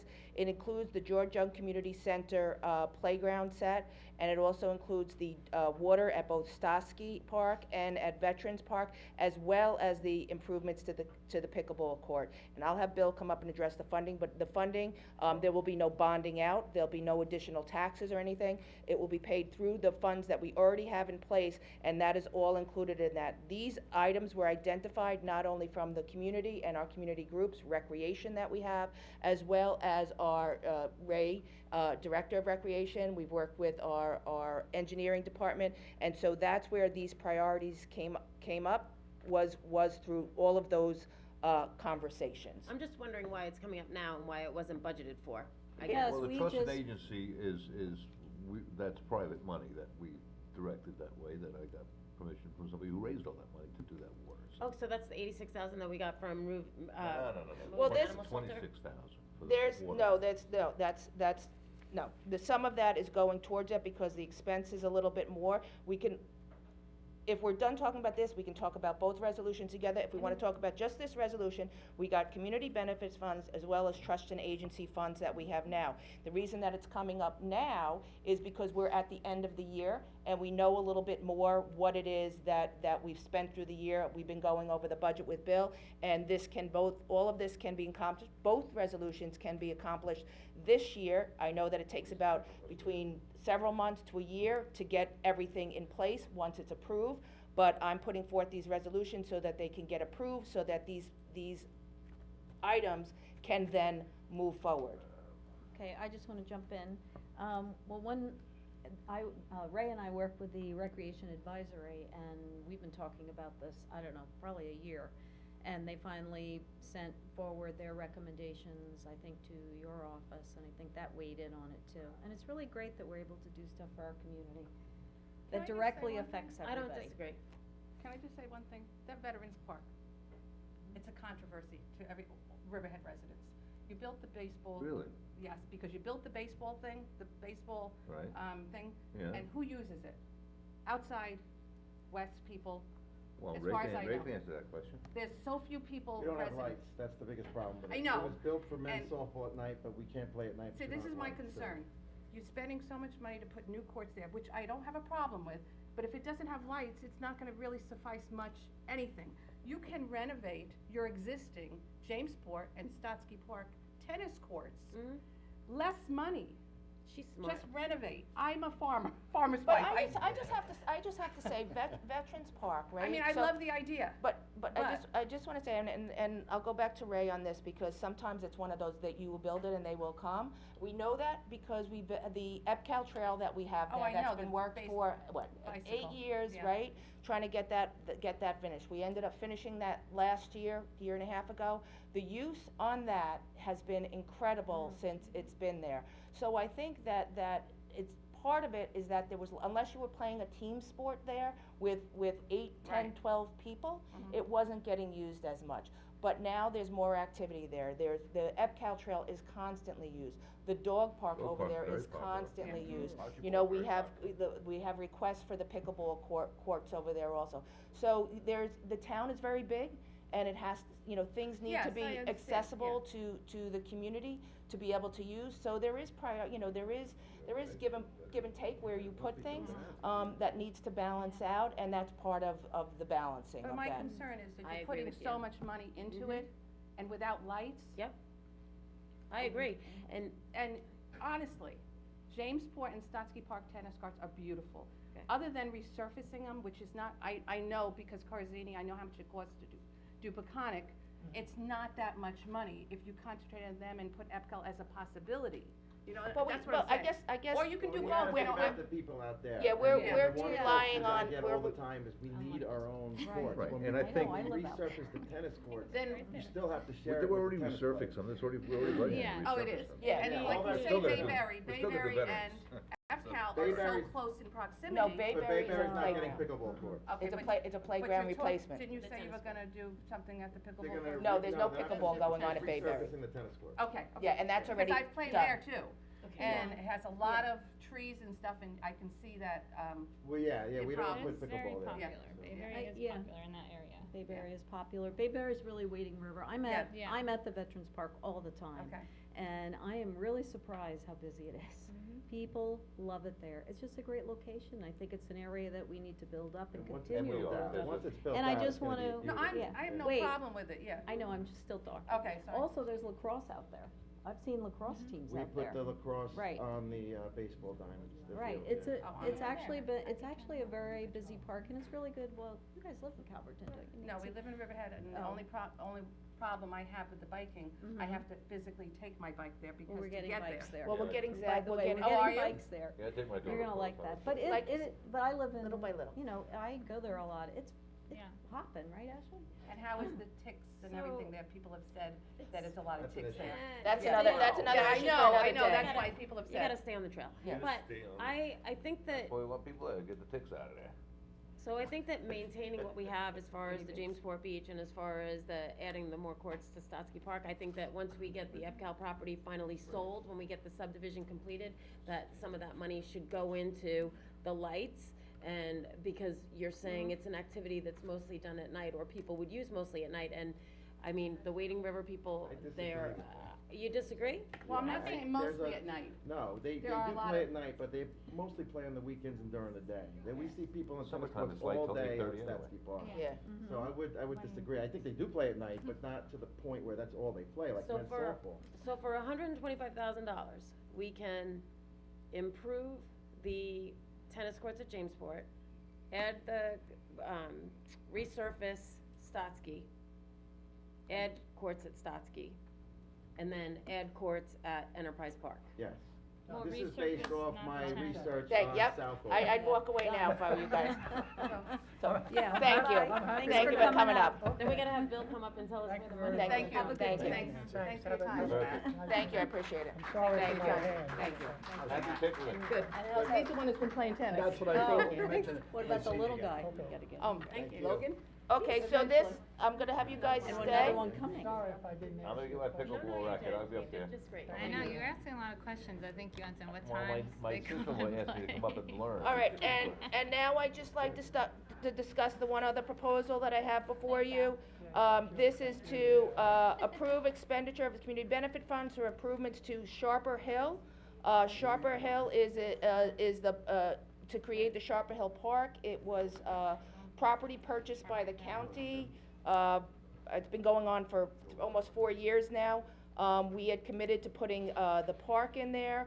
So this is what the, Open Space Committee had come and then presented to us. So this is some of the projects that the Open Space Committee had come and, presented. It was the creation of the Sharper Hill Park, the Sound Avenue, Nature Preserve, to do some of the improvements on there, and the Weeping Willow Park. So this is. What's the Weeping Willow Park? Weeping Willow Park, they wanted to put in a bike rack there with some cement, as well as, clean up some of the shrubs and put a willow tree in there, is what they presented to us when they came for the Open Space Committee. Oh, We for the got willow the tree. email. Yes. Another This is one. this is There's what not a they, willow tree there. It's Jim. called Weeping There Willow is a willow tree in the Oh. southeast Oh, yeah. corner. Park. Oh. Drew insists that there's a willow tree. Because Oh, they call yeah. it Weeping Like Willow this. Park, it's gotta be a Weeping Willow there, right? So this Like a is, hotel? we, okay, let's get a focus all right, check so I just, any comments or concerns about this? For Sharpest, I know, Bill, you're Jamesport Civic, did you wanna come up for? Oh, good lord. Now, what's doing at the nature preserve? What's going on with that? Just clean For the up? nature preserve, they wanted to do we have that completely, let me just see if I Well, have, 'cause I remember. I don't have my thing with me. we created that. what do you need? Right, It- it's always for- an issue with that- poison ivy and everything, so. Right, for I have that it. park, they wanted to, Good afternoon. Hey, Tom, how are you? I'm trying to find my thing, Drew. It was a bicycle rack for Which one? Sound Avenue Preserve. It was some trail cleanup over there. It was some bushes over there. Was it a repair of a fence? I don't remember a fence, but there was. Trash receptacles? Trash receptacles and benches, and there was, a good amount Full of benches, shrubs and trees. informational sign? Yeah, well, the poison ivy is absolutely horrendous there, and we, and I, and we can't get around it. Ticks and chickens too are there. Oh, yeah, I had chickens, not chickens, but. By the Yeah, way, actually, you know what, I have it right while here. you're looking that up, Jim and I have he's on open space now, I was on open space, you were on, we both worked with the open space committee, they've been working for years and they haven't been able to do very much, so. Well, we They- built the park, right. that was, took us So, 10 years to so build for it. the Sound Avenue, it was the It's gonna parking, make them very happy. The committee created that park. Yep. it was the parking area adjacent to Sound Avenue, a new layer of RCA, purchase and install trash receptacles, purchase and installation of a bike rack, purchase and installation of some native trees and shrubs next to the parking area, and purchase and installation of bird nesting boxes specific to the existing species. Yes. In the preserve, I think the open space wanted to be very much involved so that the bird boxes were, particular to what they felt was, Right, because at we the, did have the Boy at Scouts. the park there. Boy Scouts did go in there and Yeah. create parks, Yeah. birdhouses and benches, but they weren't the proper type, and the birdhouses sort of like disintegrated. Well, and their whole thing is that we have all these parks, but we have to need a maintain bike them, rack, and they you haven't can't been ride able the to bike on the maintain them. trails. No. So they're know. asking, they've been asking for money Why to do you need just a bike rack? maintain some of the things that we But you don't have. wanna run drive on Sound Avenue either. This, You shouldn't. Well, I don't think you need a bike rack, you need a bike rack, look, it was the recommendation of the Open Space Committee. why? You can't ride on the trails, I think it's to ride to the park, park your you bike can and ride walk. down Sound Avenue. Yeah, okay. and then park, So, and park and you walk. might as well dump I there, ride my but- bike over there. Yeah, you ride your bike on Sound Avenue? Yeah, I do. Yeah, right, yeah. I do. So, and I know you're, Jamesport, you guys have been instrumental in helping with Sharper Hill over there, so I don't know if you wanted to comment. The plan is to do both Part A and B of the trail. Part A was originally proposed as having some, what would be like a path, for the first part so that it was accessible if somebody had a disability. Correct. And then the back part was more of a compounded, trail in the back there. And so that, for what the original plan that we submitted to the county, it would be able to accomplish all of that and get it done. So, any comments? One comment is, we need a survey. We're trying to get one from the county. Okay, See if they'll either provide it or if they have one already. okay. It was my understanding that that was part of their deal, and, as of 3 months ago, it wasn't done yet. Okay, So I had asked Al if he could look into it, I have not heard back from Okay, him on that, so we can at follow least up. yet. Yeah, but I brought it people to go Drew's down that attention on that. okay. Because you definitely need that, you don't wanna spend $5 grand. No, on no, a they survey. can do that, that's part of the, If I can maybe make a couple of statements, the Civic Group has been Yeah. working on this for nearly 2 decades. You know, it's going way back, long before I even moved up here. But it's a very unique property because it has an ancestral burial ground on it that predates Close it at America. dark, not dusk. Just think about that, predates America. There were 4 on Like both all the forks, and there's only this one left, and We it's just do one part of our conversation? town. And that's excellent, Yeah. excellent. And we had a very good guy by Robert Denoto who purchased it last and was willing to go through the process. So we've been fighting and working on this for 2 decades, and we'd like to see it, you know, completed, and help and assist in any 2 way that we decades, can. what, no, what's going on for 20 years? That we've been fighting to preserve this property, our group. Goes I way was back. here. Yeah. It's 12 very years good. ago, Jules Bed owned it, huh? When the threat of development was about Yep. to occur and he was ready to lose the property, that was probably about That was 9 years 2009. ago. Yeah, that's when it got heavy. And then we were petitioned to, support the county in the acquisition of the property in order to create this park. So if we have money, I think it's a good thing. If we can get the, Yep. survey and We have see faith what in the archaeological reports show, I think that's good. But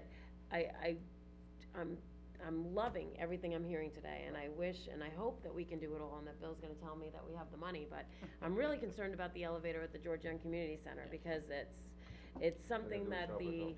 senior population We repaired it. relies on in order to get to the activity center up on the second floor, and if it's not functioning, then they're not able to use that facility, and that's something that's been on our radar for quite some time. I believe that we put about $7,000 or $8,000 for the elevator repair last year. Yeah, it's And we felt that probably had another 3 to 4 years worth of life in it, before we needed to do major. it has passed all the inspections, so it's safe, but it is leaking hydraulic fluid. So. But the last time I really checked- gotta be replaced. But the I'm la- definitely not getting in it. But Drew, when I spoke to Take a lot more Ernesto, if I get on. when we talked about this, he felt that the repairs that were done last year would sustain the elevator for several years. Right, Okay, and that still remains the case? yes. Okay. Not, even if it's leaking hydraulic fluid, I mean, how often are we replacing the hydraulic fluid, and where is that hydraulic fluid Oh. going? You have to check the dipstick before you get in. It's been passing passing all the inspections. So once a year, we get an inspection. Yeah. And we probably have another 3 years of life if we go in the same direction that we're going now. The other concern for me is that we have a leak in PD roof that's leaking into the server room. That's been doing that for 10 years. Has it really? Well, there's, for the No. police department you're talking about? The server room, I'll show you the thing. But Drew, you still have, this funding, just so you know, cannot be used for that. Right. Okay, so that would have to come out of capital budget. There is some money, I had put a couple $100,000 in capital budget for next year. Some of that was taken out to do for code enforcement. There is still money left in capital improvements, which, you know, you guys can bring forward in the new year and discuss if that's how you would like to spend your, but I will leave the decision on those capital improvements for the next administration. Okay. Okay, So, but I'm so happy we're able to do these things for the community. thank you very much. And we appreciate Thank that. you. Thanks so Thank much. you. everybody. So, what is Sharper's, what is the expense So, of Sharper we'll, Hill? let's I don't see that switch in and here. let Bill. Okay, cool. Yeah, Hey, Jim, congratulations and thank you for your tour. I didn't do Appreciate anything. it. No, you, when you're retired, thank you. Thanks. Might not see you then. Oh, I'll be Also around, easy. I'm not going anywhere. Resolution. Sharper No, Hill's it's only here. 81,000. It's on the second page. The copy of that, can I get a copy? We don't. Because Yeah, that's it's the only online. one I- It's the on- only Bill's one I coming it's- up. Do you want Drew to stay? That was the only copy. Oh, that- okay, I that got- that I Laura? personally Do had. you want Drew to stay? Ashley, congratulations on all the girls you got into Yes. college with scholarships, and that's awesome. Thank you. I think we're. Unfortunately, sure we're next okay. year's team is gonna be depleted, but you should have a great season this year. Good job. Thank you guys, happy Thanksgiving. Thank you. too. So both of these resolutions are being covered, so Jody, for the, on the second page, the second resolve has the project funding. So it's Sound Avenue Preserve is approximately, is 12,000, Weeping Willow is slotted for 6,000, and Sharpers Hill property is 81,000. 600, wow. And that will be completion of the park. So that's the second resolution. That's resolution 2, correct. Okay. So, Do you have a plan? so that's, wait, It's so, the, so far, we have conceptual hundred and twenty-five plan, but thousand it's coming out of definitely community a plan benefits with for the a cost pickleball estimate. courts. We should do anything. Then we have 84,000 coming out for Bayberry and George Young, Preserve. and then 26,000 coming out for dog parks. That's at a trust and agency. So 125. That's 235. And the 26,000 will probably not be that much. There's $13,000 left in the MTSA, which was slotted for the, was a donation to the town for the dog parks when they dissolved. I have spoken to their board. They did put a fence up over at the, Norfolk Animal Welfare League, but they are willing to use the rest of that funding to be able to offset the cost to supply the water to the dog parks.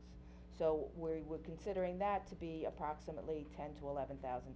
Okay, I want Bill to tell me where we're getting this money from, would be helpful. So, I gotta go. there's the 125,000 for the pickleball courts and the resurfacing of Jamesport and the resurfacing of Stotsky and Bayberry. And our recreation superintendent said that that is gonna cover everything.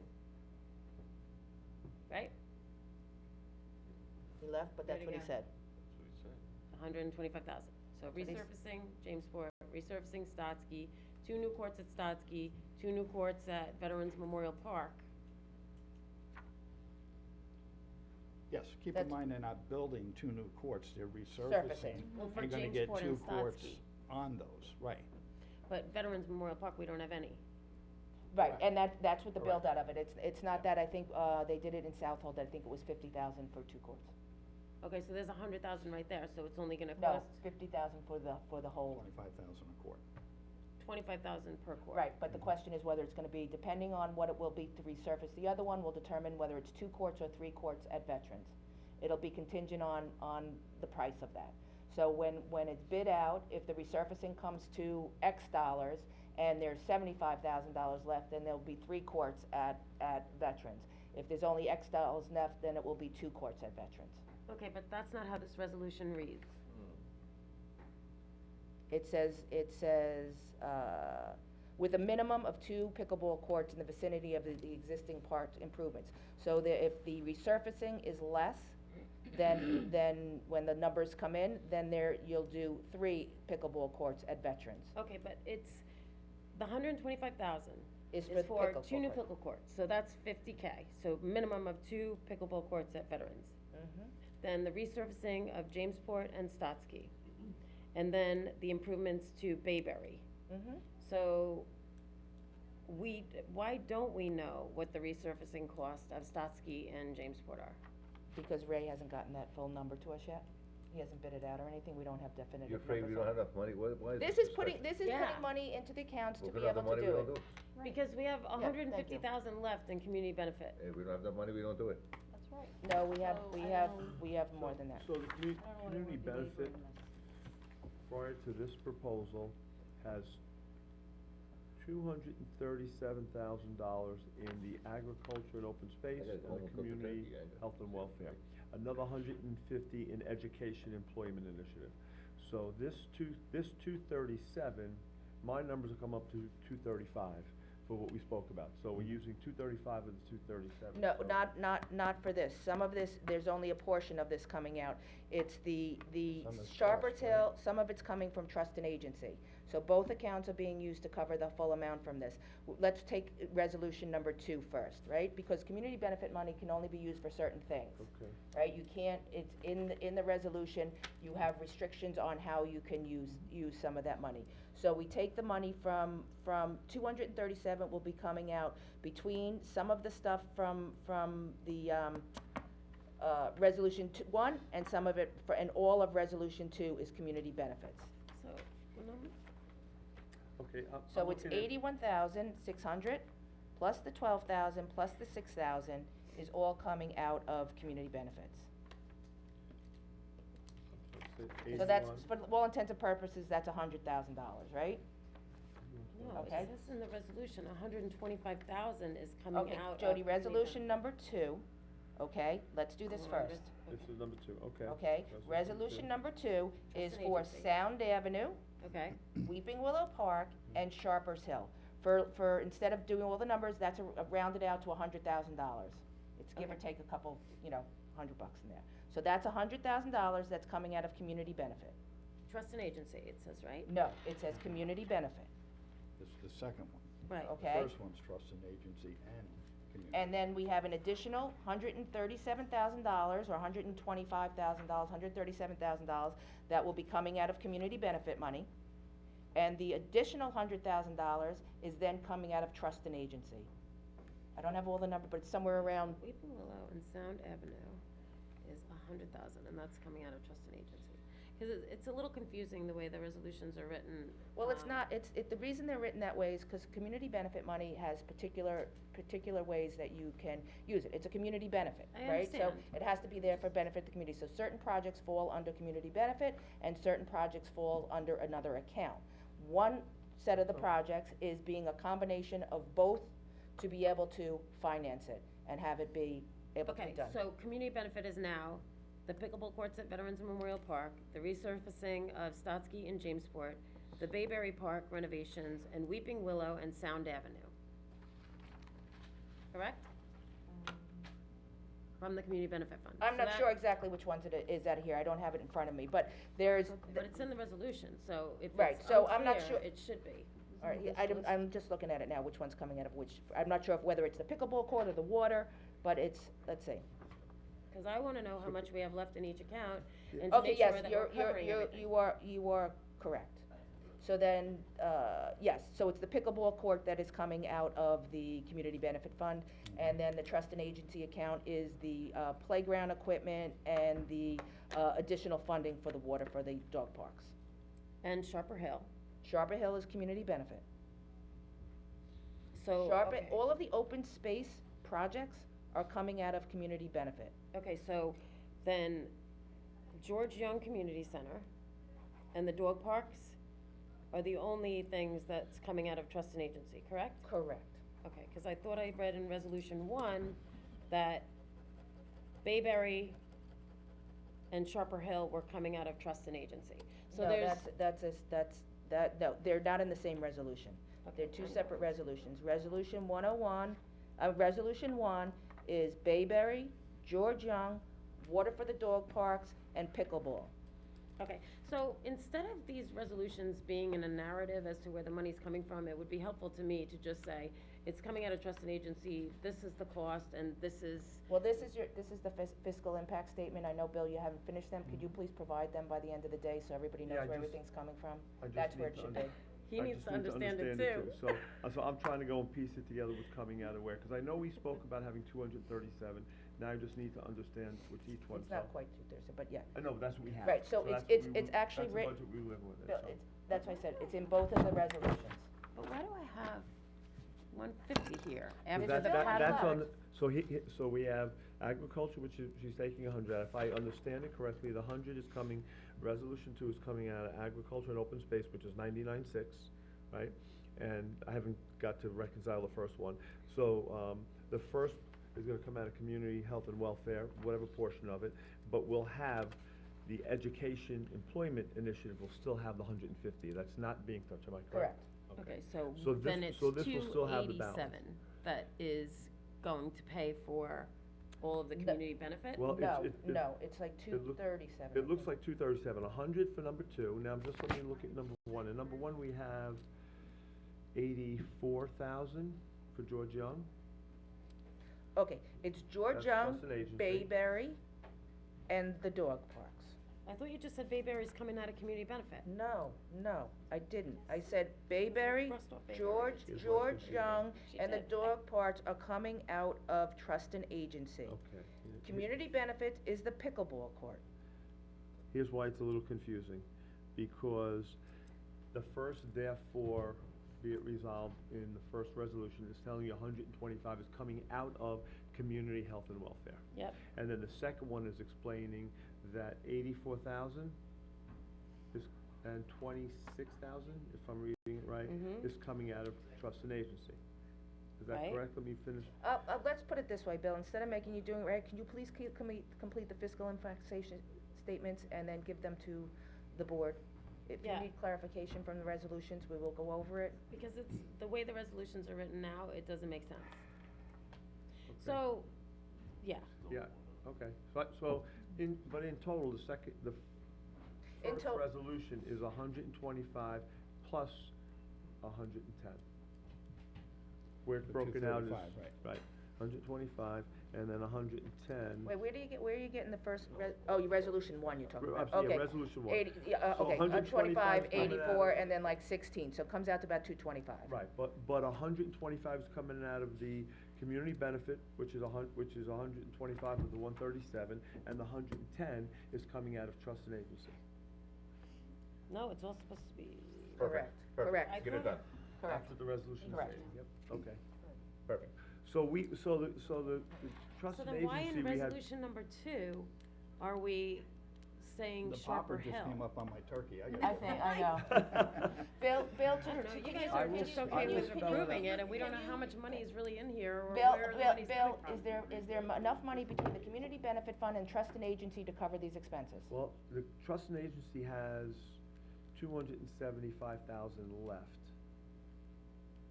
But And the did we have community, some- and the community benefit fund has 400 and, Community No. benefit has 487, we're gonna, 150 is not Bill, it's getting applicable. very confusing. How about you just do the fiscal impact statements so that we have clarity and everybody is talking the My same only- language?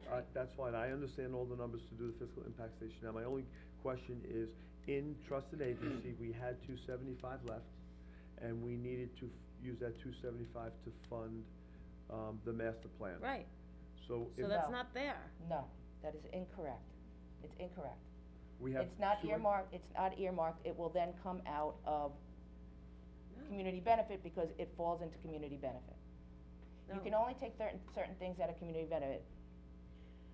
The master plan was 275,000 was coming out of the trust and agency. The 175,000 for the pattern book was coming out of community benefit. Bill, these numbers are correct, Bill?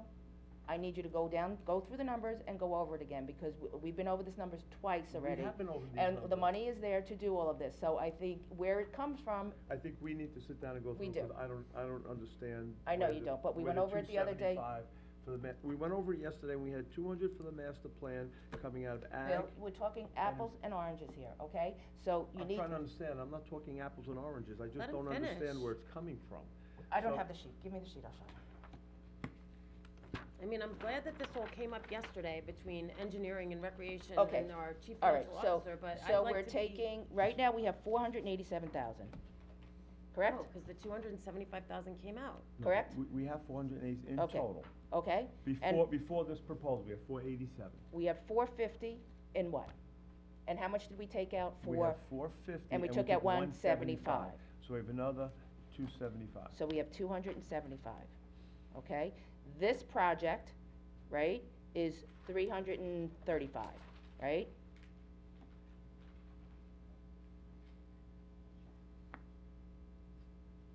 $625, $610. So the money is there, it's just a matter of where it can be used appropriately. You have 450 and 175 is 625. You have 350 and 275 is 610. So it's just a matter of which pot the money's coming out of. Well, again, the problem with that is the education. That can be employment used for, issue. that can be used for a master plan. But that's not what I understood. This But was this separate from that. no, Okay. it's not. But if we're using the education employment initiative, which isn't in here because we're using that for the master plan, then yes. Then we'll be using the one, so that 487 will be done. This 487, I didn't know we were using this for the master plan, that's where we're shifting the money.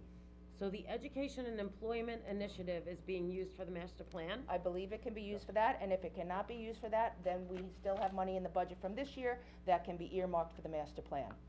From revenue left from this year, that can be earmarked for the master plan. Is that not correct, Bill? It's actually saving on expenditures, but yes. Yes, we can Yes, do I- that also. But, Okay, so I we're don't know. good, right? Yeah. Okay, good. What's next? I'm gonna. Write I'm everything, gonna do do a it, spreadsheet yes, showing do where the all the money's spreadsheet, coming cause from, otherwise what's it's gonna be just left over, confusing. Good. why, All right. and This way you can. Cause these are all great projects, and I would love to see them done, but I know that there's priorities that engineers been asking for also that we're not even talking about here today. Sure.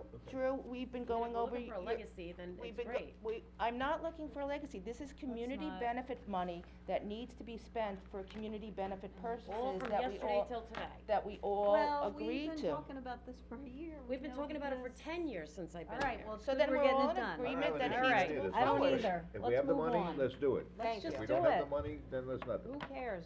It's good for the town, let's do it. Yeah, but Okay. there are other All priority right, projects. what's next? Stick you in the hole, let's stick you in a pen. Thank you, Drew. All right. Bye, Drew. All right, I Thank you, Drew. just wanted to give a quick update for 255s. We've been working on that forever. Like to be able to get that done before I go. I have met with the town Denied. clerk, we are almost done going through it. What I would like to be able to do is at the next work session, and we've been working with the Business Advisory Committee, they've brought their stuff to us. So what we'd like to do is at the next work session, add it to go over it, we can have everybody here who needs to be here for it. We'll have a special board meeting at that point so that we can do a post and publish for it, so that it can then be on the meeting for the 17th. If everybody's okay with at that point, then we could, if it works out, we could adopt it, and we won't cross over till that December 18th day. If it doesn't work, it doesn't work, and then we'll go on and just extend it the way it is, and you guys can deal with it later. But, that is my goal, to try and do that, so hopefully everybody will be, in agreement to How discuss. close are you with I what you am like did and 99%, with the business and I've, advisory is? yes, and I've Okay. gone through all their code recommendations. Ours are actually even reduced from what they had. I think they'll be very happy with it. we'll present it to them and have them be able to take a look at it. But then we can have all parties come, you know, with the police, town clerk, everybody here at the work session, to just kind of hopefully, wrap it Bring our all up, lunch. yeah. Bring our dinner. Wrap it all up and be able to move forward with it, so, We need that's food. the goal. So the Business Advisory Committee has made recommendations to how long ago was that? They just completed them last Right. 10 days. Okay, 2 good. weeks. Sat in the audience So a little. they're on board with Mhm. everything, and then she's saying that it's gonna We're become more. Well, they're putting not on the board two- with everything yet, we're gonna Theirs present. and what Laura has done are now gonna merge together, and they're gonna work out the best of both proposals. Okay, so that, we're gonna discuss at Right. a work That's session. what we're gonna All right, discuss. let's keep moving forward. Wait. All right, so first one, we just went over, that was the approves the expenditure for trust and agency. The next is the approve the expenditure of community benefit funds for improvement to parks located Sharper Hill, Sound Avenue, and Weeping Willow Park. Next is non-pro-tunc extension of bid for Dowflake Extra 83 to 87% calcium chloride to or equal. 4 is reappoint a student intern to the Justice Court. 5 is reappoint a temporary office assistant to the tax receiver's office. 6 is amends resolution, number 219-683. What is that? 638, you were dyslexic? What did I say, 683? Actually, you know what? Let's see, this is a Food full-time service temp, worker. yeah, up until the 8th. Okay. The next is appoint a building permits examiner. 8 is appoint a provisional, nope, that one's not on here. This is, number 8 is incorrect, but it will be, because since we had that will be appoint a provisional, assistant, water district superintendent, possibly, we have to see. 9 is award bids for rebid, charter, coach transportation 2019-20. 10 is general town budget transfer. 11 is East Creek, budget adjustment. The next one is, a CDA one, so I'll pull that out. 13 is rejects bid proposal for placement of communication cell towers on town property. This is a bid thing that has been going back and forth. We originally rebid it, then we rebid it, but the second bid didn't notify, so it's going to have to be rebid again. 14 is authorizes the removal of fixed assets. 15 is authorizes the removal of fixed assets. 16 is rescinds resolution 219-816 bid monitoring wells. Resolution behind you, cause I have Yeah, me too. 15 as rescinds That's resolution all right, for monitoring you wells. had one that you took out that we used to have in ours. That's what, okay, sorry. So you just Yep, gotta say yep, okay, so, next one is municipal garage budget transfer. So this next one would be 17, is that, am I Yes, reading that correct? that's correct. 17 is ratifies the execution and submission of grant application, to Suffolk County for fiscal year 220, community development block grant funds. All right, hang on and a second. I Okay. wanna see that. Why are we down to $7,000? The reason that we're set down to $7,000 is because, yeah, let me talk and then you guys can come up, so if you wanna come up now. The way this worked was, we had the meeting here, where key people came and presented for the money. And then, the, Community Development Department came and, presented their recommendations. I did meet with them after the 22nd of October.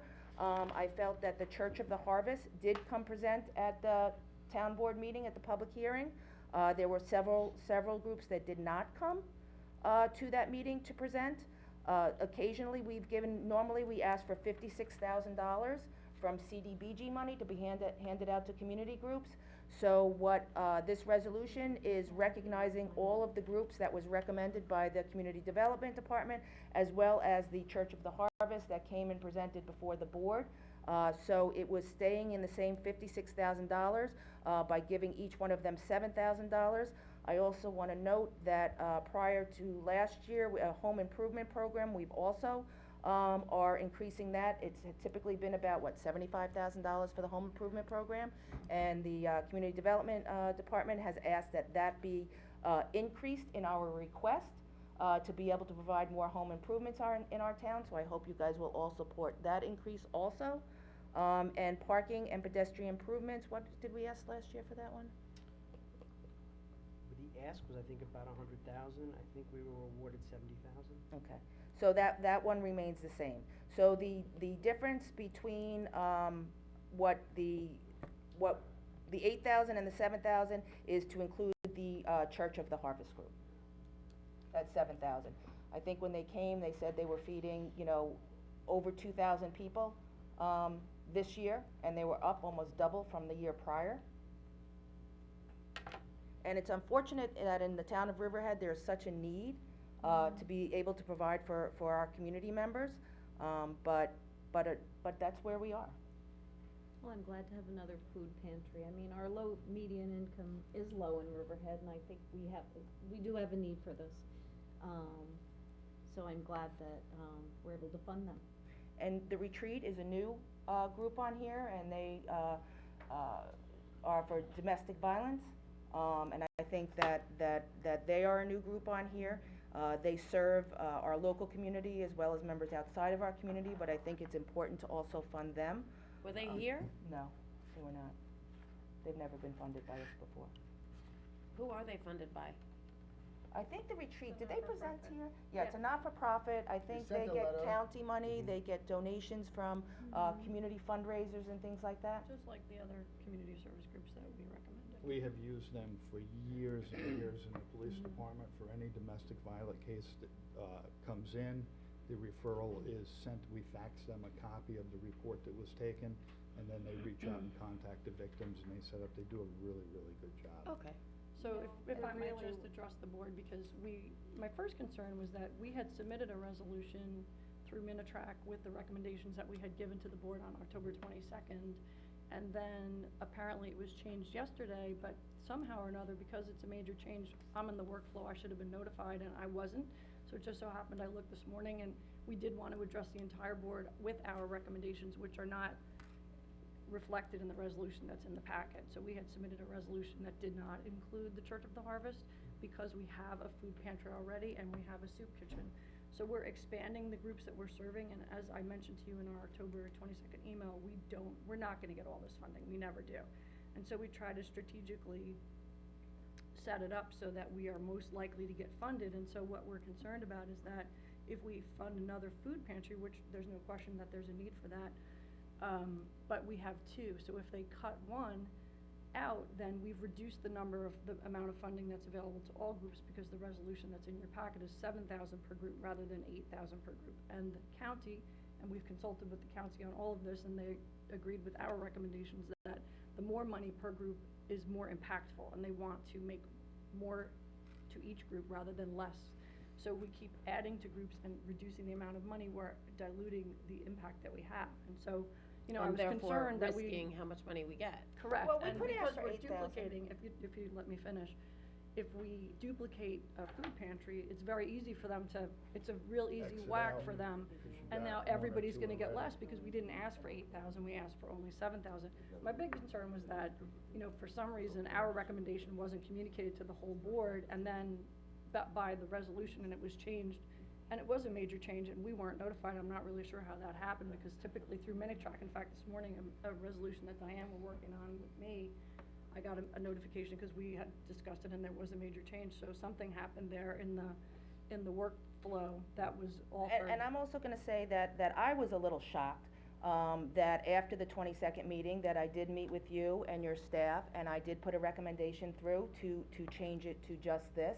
And I did not receive a phone call that you were not, going to take up my recommendation, and there was a resolution put in without contacting me I don't to think not that's take up accurate. my, I don't so think that's accurate. I you think our called- meeting was after the 22nd. no, it was the 31st, right. Okay. So, But we never concluded. Part of that argument You had was- told us what you wanted, but we didn't suggest that we were gonna change our But- recommendation based on what you had asked for. but you didn't say you were staying with yours you after our didn't put it on the conversation. agenda. We I'm asked just you to saying, put it on but the what agenda I'm for the saying, town Dawn, board what to I'm discuss. saying, Dawn, is you're saying that I'm changing something, and I think it goes both ways. The communication goes both ways. I think there was lack of communication from your department to me, as well as I think this could have been done a little bit differently also. So I think it's sort of, I don't agree either with you. So I'm just gonna say that it's up to the board makes I don't think the there was a actual recommendation, we had a Okay, Joey, can I finish conversation. talking to the board for a second, please? The question to the board is, you have the recommendation from the Community Development Department, and the department head to take off the Church of the Harvest as funded, being a funding group, and increase everybody else's funding. We are not asking typically, we have been funded 100% by the CDBG for our groups and our requests. And we have been, have we never not received our funding that we've requested for our groups? I'm just asking, have we or haven't we not?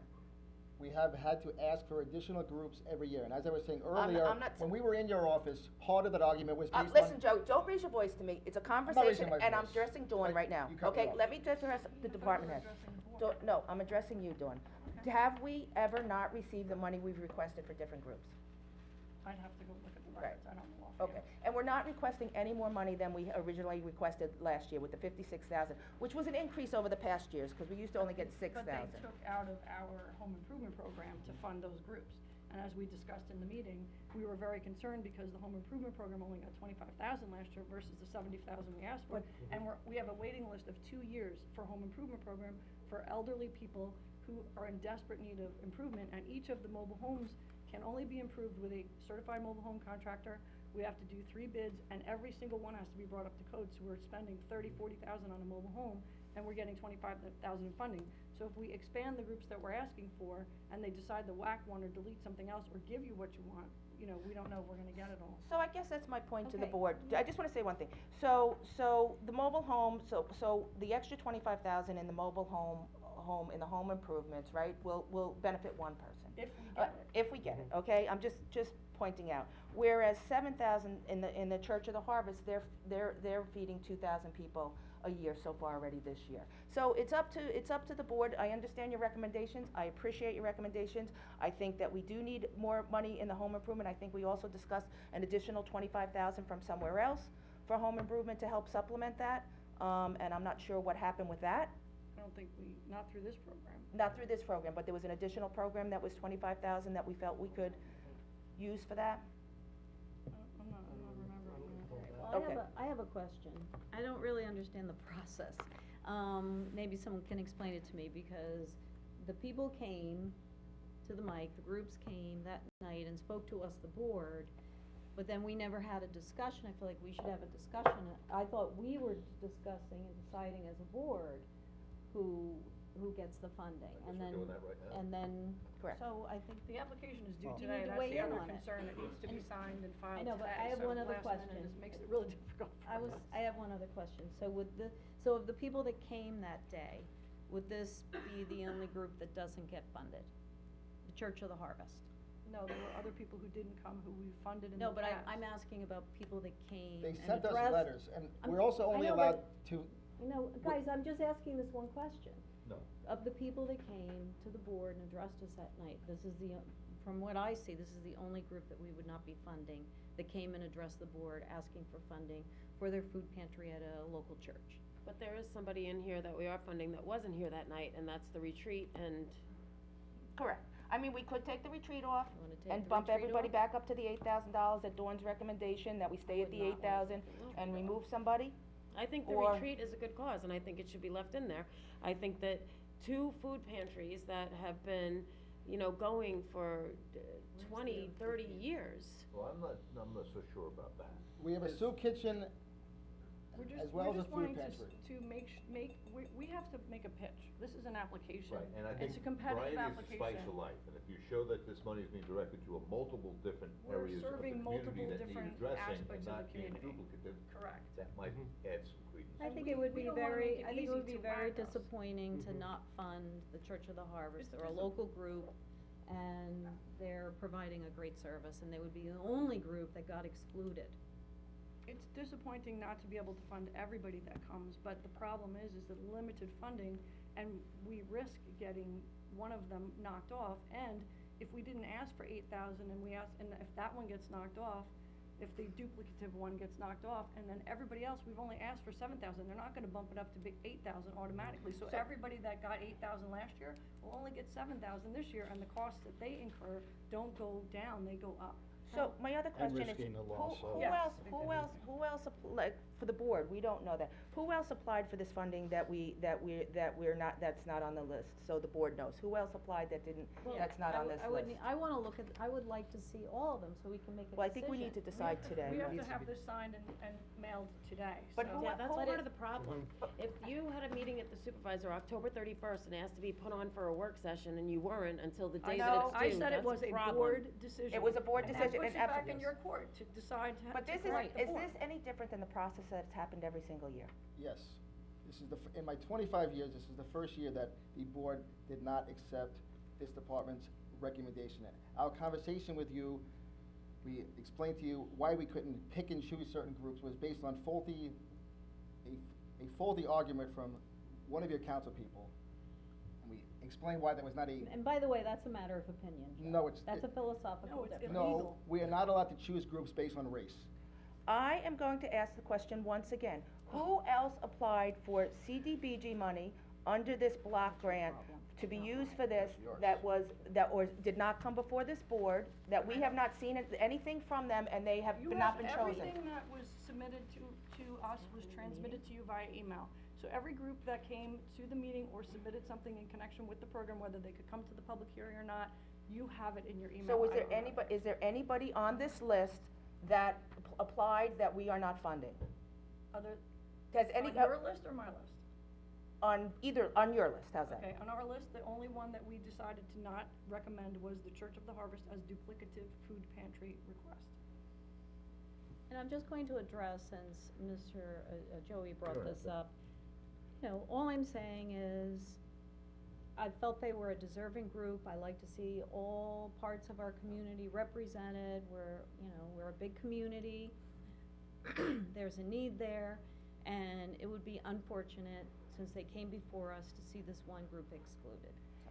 And I'm gonna say from your point of view, with, if you feel they may not fund one of the groups, then I would ask for 8,000 for all of the groups that I've put on the list. And if they decide to bump one, so be it, but they will not be decreased by the $7,000, because you're saying if you put the $7,000 in there, I mean, you are asking, you guys are in support of asking for another $25,000 for the home improvement. You're asking for only another $8,000 for the CDBG application. Well, That's above outside the parameters of the program, because we're only allowed to ask for 15% for public service groups of the total amount requested, so if we go to 8,000, we're over the 15%, so we can't do that. That's why it's so difficult. This I isn't get it, I easy. know. So and I get that you wanna fund everybody, of course, that's the way it has to be, but we wanna try to make sure we're strategically poised to get the most funding for the most groups possible, and not reduce anybody's funding for the prior year. If you put in 7,000, and for some reason, and the funding gets cut, and they get 6,000, a group that got 8,000 last year is only gonna get 6. And so we're very concerned about that, and we're concerned about the mobile home program, and, and I'm not. But typically we've always been granted the Luckily, requests that we, it's gonna the come to an request, end. No. but when did, for the CDBG, for these groups, when did we not, that was like in 2014, 13 maybe? We always ask for at least $200,000 every year. But I mean just for the particular groups, the community service groups, right? So for the community service groups that we have, what year did we not receive what we requested? A couple of years ago, we actually asked to add an additional group, they told us no. We went back last year when the gang awareness group asked for funding, and we were able to successfully add them. For their own reasons, they chose not to. We went back to the county and said, can we keep that same level of funding and add? So has the county been asked if we can increase the level of funding now? Have they asked us? No, did we ask, if you asked last time to increase the number of funding, have you asked this year We asked to increase? the group, the Council for Unity came last year, you all approved them, and then they didn't follow through with the paperwork for whatever reason. So that funding, we asked to switch over to our home improvement program, because we had so much depleted from that last year. So, So there was I knew there was something, okay. yeah, so then we said, let's put in another group and replace the Council for Unity and keep it the same, and just, so we had one slot, basically. Because we keep adding groups, and it's only gonna either dilute the entire funding opportunity, or at some point, they're gonna tell us no more groups, and we were. But we haven't been told that yet, correct? Yes, we were, Joe Yes. just indicated 2 years ago, we were told no to approve. 2 years yes. ago, but we're talking now, I just wanna say, moving forward, I want the board to have more opportunity to talk and weigh in and discuss this. I mean, You this is had sort of, our recommendations this is October sort of. 22nd. I just wanna were make you it in clear. the We're meeting? looking, But you should discuss together, And, not- and it by the shouldn't way, be on me. just to, I didn't see this resolution yet, but I did put a phone call into you Yes, and yesterday. I called you back and left you a voicemail. And I just wanna No, say, I the don't have meeting, what the we did. meeting was not Absolutely scheduled did. for this. I looked. The meeting was what do we have, our monthly, we're monthly And I meetings? identified that- the better than time and TV. date of But, the but term. every month, I meet with all, Jody, stop for a second. Every month, I meet with every department head. I meet, how long, do I meet with you guys once a month? Do we go over the grants once a month? Correct.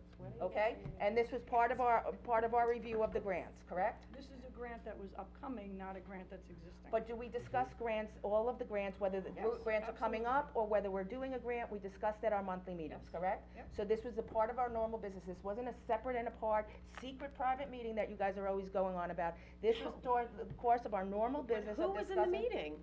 Was I was- Catherine in the meeting?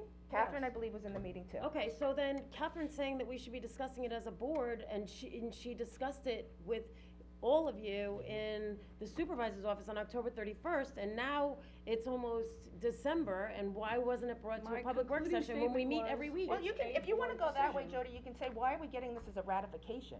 Why wasn't this put in, Because it has put to in be before? filed today, and But you my can't question is, adopt it. why wasn't this put in as a resolution prior to this? It was, and you changed it. The groups. No, There is a this is a resolution that ratified, authorizes this is the a public ratified for hearing. This is Tuesday's Because it meeting. has to be put in today, and the meeting is All not right, until you know Tuesday. what, okay, all right, that's enough. We've had enough discussion, I think that this is ridiculous at this point. We'll wait for Catherine to come back, we can decide whether we wanna put this in as is, or to change it the other way. So we'll move on to the next resolution at this point. Thank you very much. Oh, Amazing come that on, we let's should talk be about it discussing some this more. as a board. Good lord. I wonder why it wasn't put on the work session from October 31st It was until never today. requested, Jody. Well, you two had a meeting with the Community Development Agency and Oh my decided that God, you were no. gonna change it. I don't know, Catherine, why did you come to the grant meeting? We don't set the, Because we don't set the originally agenda. the Community Development Agency had asked to have a council person in there. Okay. So when there's a meeting, I sit in their meetings. Okay, so let's go on to, Catherine, you're back. What do you wanna do with this resolution? Do we want to knock off Church of the Harvest or the retreat and go back to the $8,000? Or, so which one do you wanna keep, the retreat or Church of the Harvest? And do you wanna keep all of them at $7,000? I wanna keep in my opinion, I wanna keep the recommendation of the Community Development Agency. So you and wanna, what- okay. And what they put in there, because their experience in dealing with the granting agency is much greater than mine. And their concerns are not ones that I mean, I understand what they're saying. And I don't wanna see Bread and More or Open Arms get knocked off. So If we Jody, have 3 you wanna kitchens. remove the Church of the Harvest and keep the retreat, that's what you would like to do? Well, Tim's saying that the retreat is also very valuable to the police department, so I think that's an important, if that's, It's more valuable to the domestic violence victims. Yes, it's the Right. battered women. Really one of the only things we have out here Right. for that. right. But they are also funded very well through the county, and they're also funded by donations. They're a much more organized and well-funded institution and have the ability to fund Well, you don't those. think Church of the Harvest is buying this food, do you? So, what was that? What's that, Jim? You don't think Church of the Harvest is buying this food they're giving out, do you? It's all donated. So, I will go back to the question. Jody, you would like to take the Church of the Harvest off, keep the retreat in there, and bump everybody up to $8,000? I would like to take the recommendation of the Community That is the Development Agency. recommendation of the Community Fine, Development Agency. then that's it. Okay. Tim, what would you like to do? Same thing. I don't wanna cut anybody. Let Me me either. be totally clear Yeah, no, about I this. understand that. Nobody wants to cut anybody, and we certainly wish we had a lot more money, and we certainly know there are more people that are deserving out there, more organizations. But what makes sense to me is how Dawn explained it, that we have 2 already, soup kitchens, food pantries. And to add a 3rd one and risk losing somebody, and then everybody getting $1,000 less, to me, doesn't make sense. I would rather play it safe, go with the $8,000 per, and remove Church of the Harvest, only because we have 2 very similar to their program. And the retreat to me is very important because working in the police department and seeing victims of domestic violence is very disturbing, and I would like to do any and everything I can to help those victims. So Agreed. I would agree to go with what the CDA originally presented. But, and I just wanna make clear, the retreat didn't come to come to present before us, but, and there was no other groups that were bumped out, but. But they you said got- they sent a letter. Okay. I do have a letter on that. So it's not like somebody just reached out and pulled somebody. No, I know, randomly out. yeah, no, I know that. I mean, they could have been dealing with somebody that was going through a domestic violence Well, I situation, sent the which letter they too couldn't for come to the meeting. for the Jim Wooten, out of Okay. office fund, but, I didn't get any. Jim, what would you like to Get any do? block grant at all, actually. In fact, I mean- they didn't even know who I was, actually, when I signed the letter. Who the hell is that? The other option is to put 8,000 for everybody, and let the CDBG decide to bump somebody You off. know, if you asked me 2 hours ago, I would say, get, 56,000 people and give them all $1. But I understand where the church, believe me, we ran a pantry at our church for a while, and then we decided to give them food instead, because we keep better track, we make sure that they're getting fed, not using the food for other things. And then Zona Stroy stepped up to the plate and had a daytime, soup kitchen, and she worked out of our church for a while, and she worked out of Railroad Avenue for a while, and now they're a food pantry, they don't do a soup kitchen anymore. It's strictly a food pantry over at the First Baptist Church downstairs, and other programs they got going on as well. So you have Congregational Church with Bread and More doing food 3 nights a week, you've got Zona Stroy over in the Baptist Church doing food, pantry type. But you can only come like once a week to a pantry, correct? They're usually limited. Yeah, but they give you a week's worth of food, and then they're not the only game in No, I town know when it that. comes to food either. The St. Saint John's has Isidore. a very active, Saint Isidore also. the Sister Margaret has a very active food pantry over there at the, old school, that's it. And there's other areas, Long Saint Island Isidore. Harvest, that comes once a week and gives out food and clothing, and, I mean, there's a lot of good programs in town. But, like I said, if you asked me 3 hours ago, I'd say, let's just split the baby and do it. But now after having all these discussions, and I happen to like what the Church of Harvest is doing, and I happen to like Gwen McElhey, because I worked with her for years on other issues. But you're right, I think when you put an application into the county, you have to be as diverse and as much of a variety as to the needs of the community that represent a multitude of different things, whether you're feeding, giving away food, domestic violence for battered women, and all the other ones, Maureen's Haven for the people who don't have a place to sleep and are homeless. There's so many great things and so many ills that prevail. You're right, I think it bolsters the application to not have duplicate services. So, like I said, if you asked me 3 hours ago, I'd say split the baby, but now that I think about it, I think maybe we should just stick with what the CDA thinks that we should do at this point, and try to make up for Church of Harvest some other way as other private people, that's whatever. But you can also do private donations to the retreat, and they're very good And I at do. soliciting funds. Well, believe me, my wife, when there's pasta 10 for $1, we pick up pasta and donate it to, well, we take it to, we give it to Zona, but, Some and our church does the same, not so. as many. I know, it's a tough, it's a Right, tough, so, it's a I mean, tough as a call. community, we come together as a people, but as a government, I think you gotta be as diverse as possible when it comes to how you give out tax dollars, that's all. I don't know. Does that make sense? Yep. I'm Jim Wooten and I'm not running for president. And you're starting a furniture Nope, you fund go ahead, or a mortgage fund? I'm just kidding. Well, I like the idea of trying to get the 8,000 and giving it to all the groups. I think the retreat does great work also. And of course, I like the Church of the Harvest, it's a local group around the corner, and they do wonderful work. And I really, I wouldn't wanna turn down, I don't like the idea of turning down one group that came that night. And she made a good presentation, and I know that, they're doing good stuff, and I don't think you can have too many food pantries in, a town, so that's where I stand. I mean, I would like to put in for the 8,000, I think that's a wiser than the 7,000 for all of them. And if they feel that they're going to bump off one of them, then that may happen, but it also may not happen. And we don't really know, because we know over the past couple years that we've received a tremendous amount of funding from the county, above and beyond, especially in CDBG money. I think over the past couple years, we received an additional $300,000 or $400,000, it might even be close to $500,000 in CDBG money. So I don't know that if we're applying for $8,000 more within the CDBG grant, that we will be denied.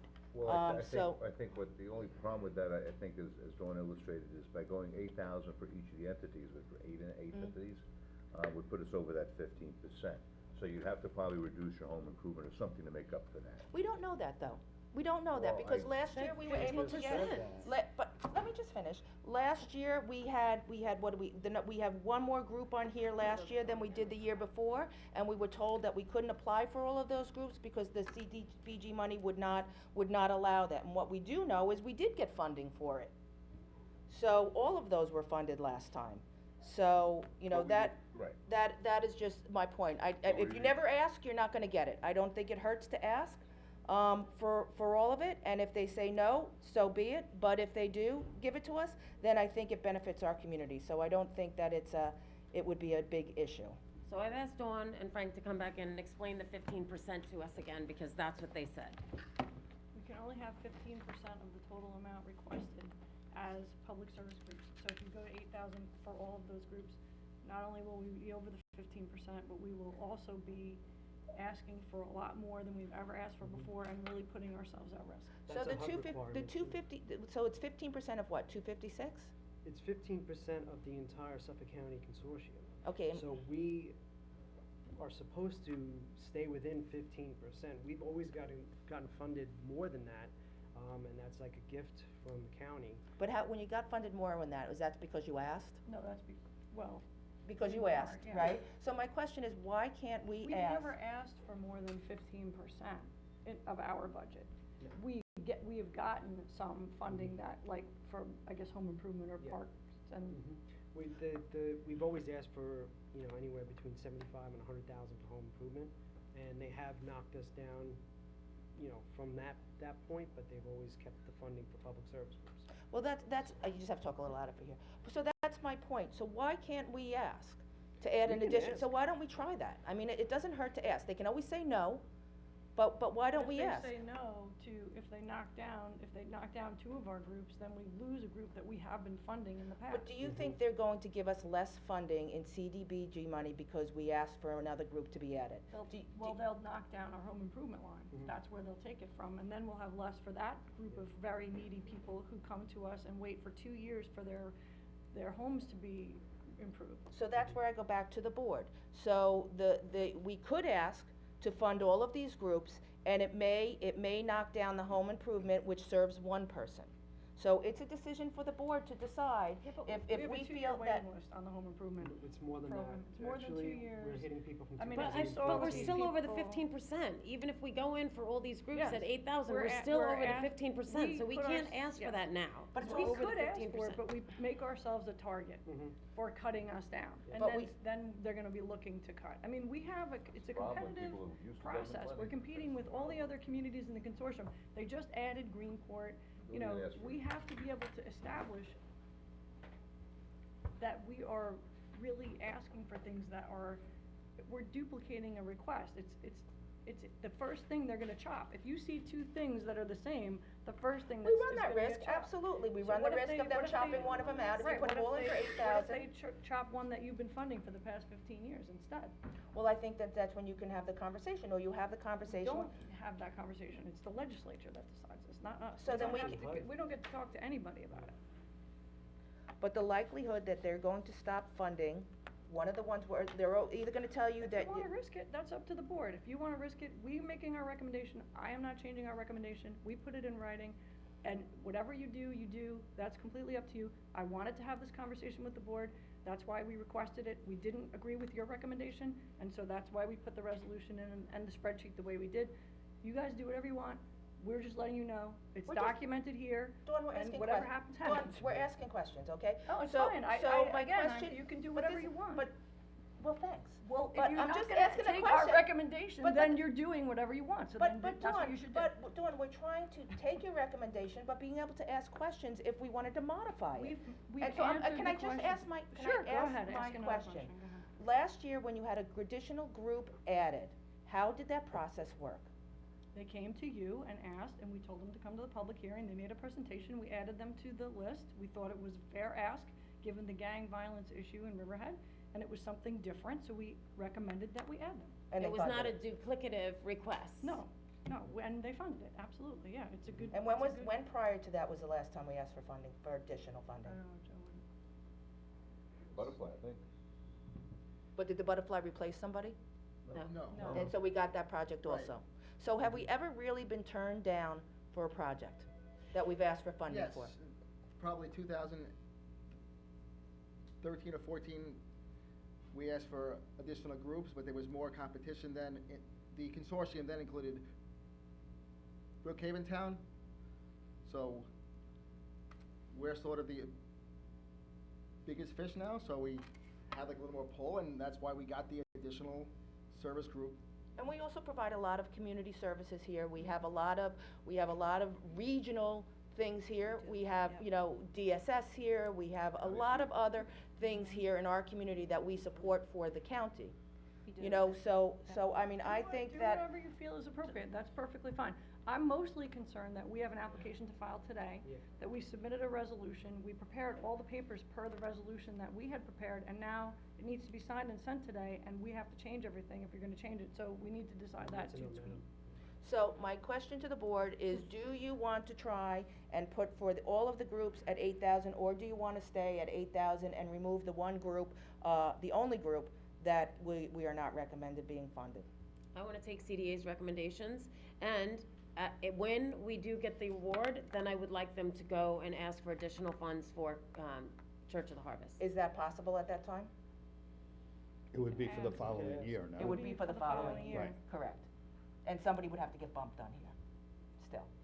Well, So the question is, If all of those even get funded, we don't even know if they're gonna get funded, it's a request. but as I said, if history is any indication of what will happen in the future, we know that we have always been able to get our groups funded, except for the 1 year in 2013, which I believe we added maybe 2 or 3 more groups, No. or a higher number. One group, there has been a lot of years where we said, can we add an additional group? They said, we're already at our limit, you cannot add any more groups. If you want to, At the limit, meaning 15%? yep, But if you want to add another group, what? they have to see what their percentages are for, Through the whole Yeah, through the consortium. whole. So at 8,000 per group, we're over the 15%. That's correct. But we're over, cause it's for the whole consortium, so what is the 15% for us for the whole consortium? No, we keep our request to 15% of our total request, because. But this is more than 15% Right, of the so total I- requests, we're Well, it already is. over 15%, Yeah. right? Cause 15% would only be, would be less than 50,000, we're already over the, so we get over 15% already. I had, right, and I had that conversation last year, and because it was a unique group, they were willing to consider an additional group. But even the year before that, we were over 15%. We've always been over 15%. And we asked for additional money, because 2 years ago, each group was getting 6,000, and we Correct. finally were able to bump it up to 8. Correct. So we're just getting to the point where, you know, we don't wanna make ourselves a So target. the question goes back to the board, do you wanna stay with CDA's recommendation, or do you want to try, for the 8,000 for each group and see if they will fund it? CDA already said what I wanna recommendation, do. CDA recommendation. You too, Jim, CDA, or to try? I'll make my speech. I already Yeah, but you stated didn't Play the stated tape. how I Alright, feel. alright, I have so a we will waiver. change the resolution to remove the Church of the Harvest and keep Okay, the so retreat in. I So can- as you did I can it. change the resolution, I don't know if I'm able to do it now, cause it's out of I'm not in the workflow anymore. Well, then talk to What? Diane, she'll be able to What? figure it out, I They don't know, want I don't you use from the that. work We were flow? removed, apparently, from the workflow. You were removed from the workflow, I don't know how it works. Well, but- when It's a we need-to-know originate basis, the Dawn. resolution, we get Dawn, notification you know when what, it's changed. then just go to Diane, I she's the already one who does emailed her. minute track, so she'll know how to fix it. Tell them to put you back on. We're done talking behind your back. What else is new? Alright, what one are we up to now? I don't know. 18? I don't know. 18, authorizes town clerk to publish and post public notice to consider the adoption of a local law to change the term of the office of town supervisor from 2 to 4 years. 2020 is renewal of bid of water distribution leak detection survey contract for Riverhead Water District. 2020 renewal of bid for maintenance and emergency services repair, contract M for Riverhead Water District. Next is extend bids for general hardware items. Next is 2020 renewal of bid for contract valve maintenance for repair services for Control Riverhead valve. Water District. Oh, control valve? So fast your head is. Sorry. Next is police department, I know, cause I wanna get out of here. Next is police department budget transfer. Next is 2020 renewal of bid for electrical system maintenance and emergency services, contract E for Riverhead Water District. 25 is, 2020, renewal of bid maintenance and emergency services, contract D, distribution for Riverhead Water District. 26 is 2020, renewal of bid for process and control systems maintenance and emergency services, contract for Riverhead Water District.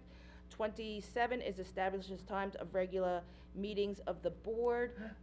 29 is authorizes town clerk to publish and post notice to bidders for electrical motor repair, replacement, including emergency Riverhead Water District. 29 is highway department budget transfer.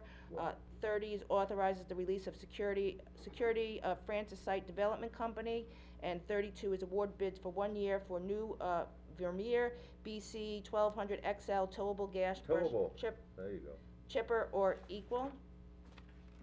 And that is it. Oh, no, there's Yeah. one more too, right? Yeah. What is the, another one? Authorizes the release of security of Francis Site Development Company, drain layer for Riverhead Sewer District. Yeah, I think I had that one, but I Yeah, think it's it number was. 30. 31, I have it listed. I have it as 30 here, 31. I have it Yeah, as 30 in mine. I read it, but I think there was one more May, was there one more that we Oh, were yeah, I given? got another one here too. Oh, there shouldn't be one Uh-huh. for, isn't there one for Larry Levy coming up?